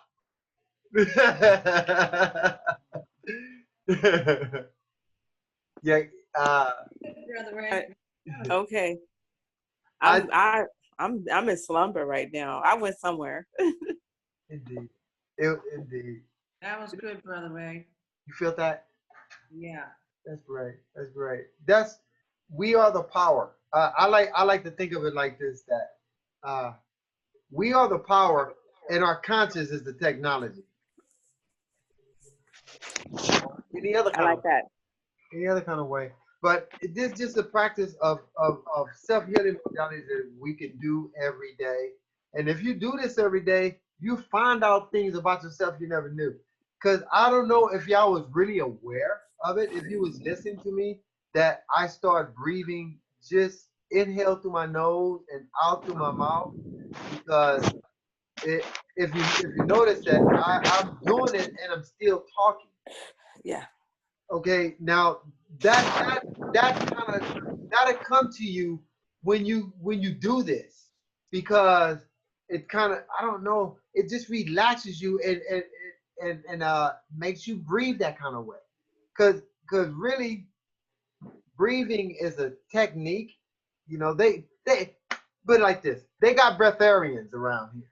That people who they breathe to eat. Right. You know, I remember that. That's right. they breathe to eat. They don't eat food. They sun gaze and breathe certain techniques. They don't need no food. So it's some knowledge in this breathing. And I kind of stumbled onto it by chanting, and I seen that there's another aspect of yourself that's there, that you be kind of put an energy into it, and you feel your body here, then you feel another coat. Best I can explain. You feel a coat around you. and Delicia. I wouldn't know. I went into like this little, like I felt so safe that I went into like a slumber for a moment, like honestly, and I just went into it was a very unique experience this time. It's always different, but this was very different.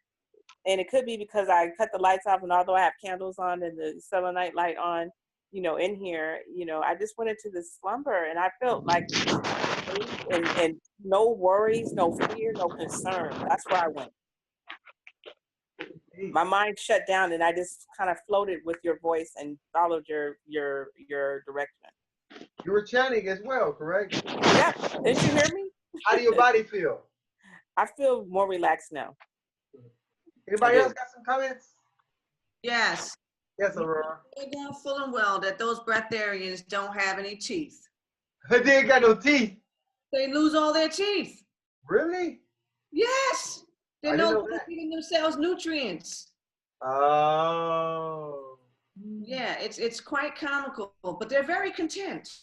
Yeah. Okay. I'm not saying that. I'm not saying that it's you know, I'm like this. I'm the kind of isms person. I like the isms, but there's no just one. They all work in tandem together.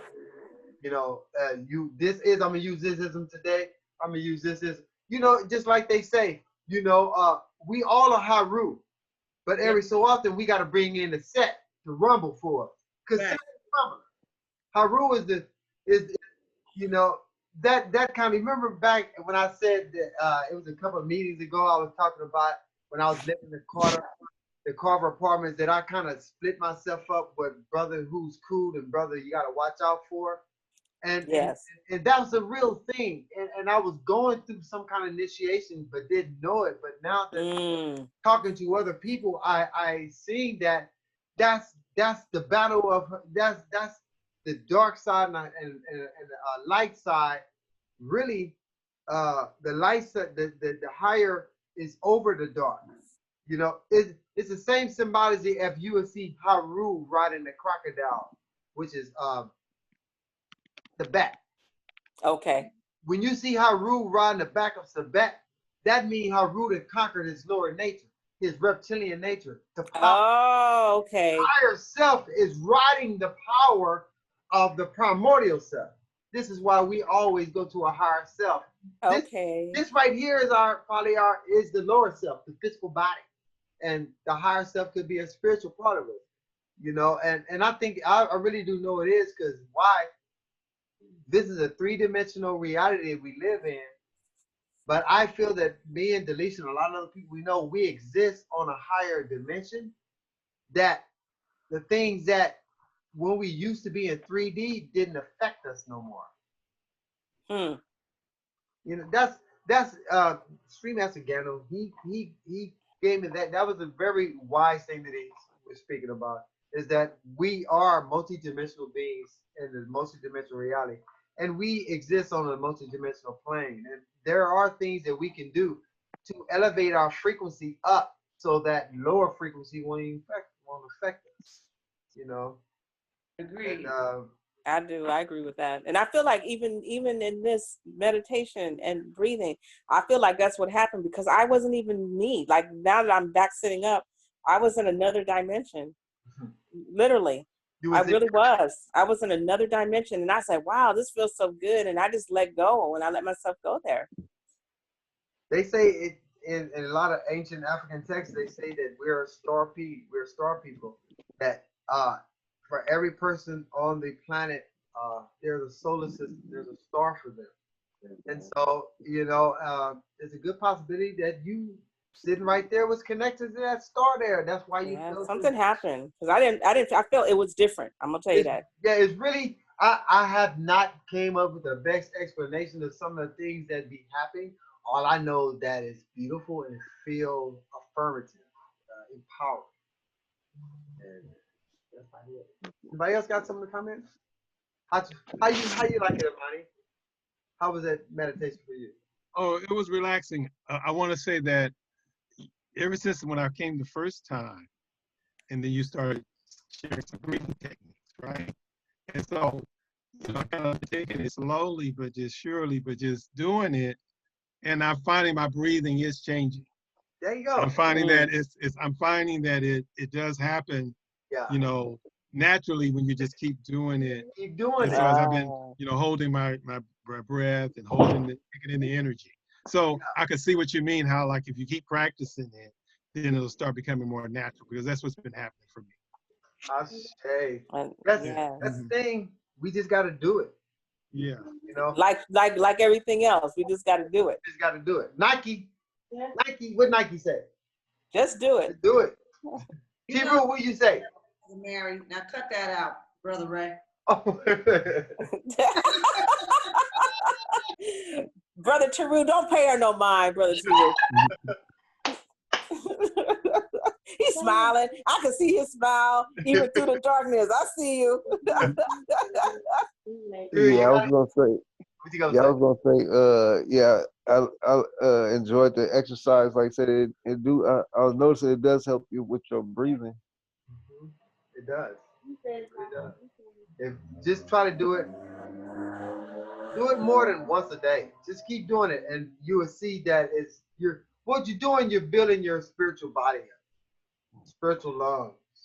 You know, it's another aspect of you that we lost focus about. And then when you start doing certain things, it come awakening. They're waking up. So. Well, you know, you're right, Brother Ray, because when you started, I just knew you were taking us into a vocal lesson, because when you go to vocal lessons and you start learning how to sing properly, right, the first thing they teach you to do is chant. I know I owe you. That's the chant. Yeah, I owe you. I know I owe you. That's you. I know I owe you. Yes. Some money. The chant. That's when the very first chant for your vocal coaching is to chant that chant. It's the same way you taught it to us. That's very interesting. I made those up. Really, I wanted to resonate with certain parts of our body, you know, because I just tested on myself. I sit for a minute, for a while, and I chant I, and I see where it's at. And this right here, the way I got it, IYEAIOU, I is your eye, is your top of your crown. Or it'd probably even been better if I'd have said Om I-Y. But you know, I just wanted to use the vowel. I is the head, Y is in the back of the head, A is the throat area, I is the heart, O is your lower dantian, U is your base. You say U and O, they down low, ain't they? Oh, resonate down here. And then it's your heart. Ooh, you see how my voice crack? I want to say it loud, but that opens up the heart. Just doing that every day. It's a good laugh. Hey, Ray, I was gonna say that's a good laugh too. I got a good laugh. But hey, joy and laughter is good energy. Right. Yes, it is. I'm just so grateful. Thank you. Thank you all for. Thank you. I just thank you. Wonderful, wonderful, wonderful evening of sharing. Thank you. Yes, yes. And I just, you know, I just pray for everybody that's still here and everyone who was with us, that we all be safe and get rest and change our lanes properly. And I take change our lanes properly, because I take this time seriously. And I just thank you guys for being present and just supporting, you know, this collective consciousness of, you know, really connecting the dots to move forward and to, you know, come into our higher nature. Awesome sauce. Now, one thing, don't forget to send the link for that movie. I'm going to see it now. Oh, I'm gonna send it to you right now. I don't know how to do it in this. I'm gonna send it to you right now when we walk off of here. You can send it. Yeah, either way is fine. I'll text it to you. I'll send it to you through. You know. That'll work. That'll work. Okay. All right. Well, blessings to everyone. Thank you, Aurora. Thank you, Brother Teru. Love you guys. Love you. Blessings. Good. All right. Sleep well. Yeah. Bye. I'm locking everything down, y'all. So. All right, well, lock it down. All right. Yeah, I'm saving all the comments section for later. Okay. I'll talk to you tomorrow, Miss Aurora. Yeah, I hit you up, T. Rue. You stay up, bro. All right, thanks, got you, Aurora. Thanks, Reverend Amani. Sure. Okay. Peace and blessings. All right. Take care.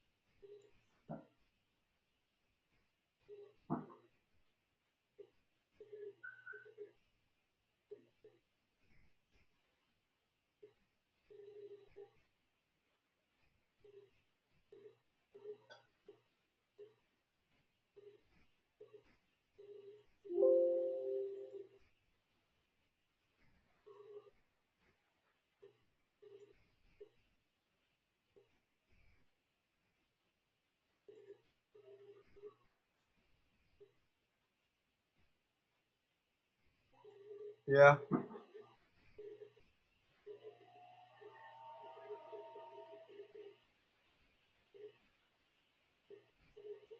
What's up?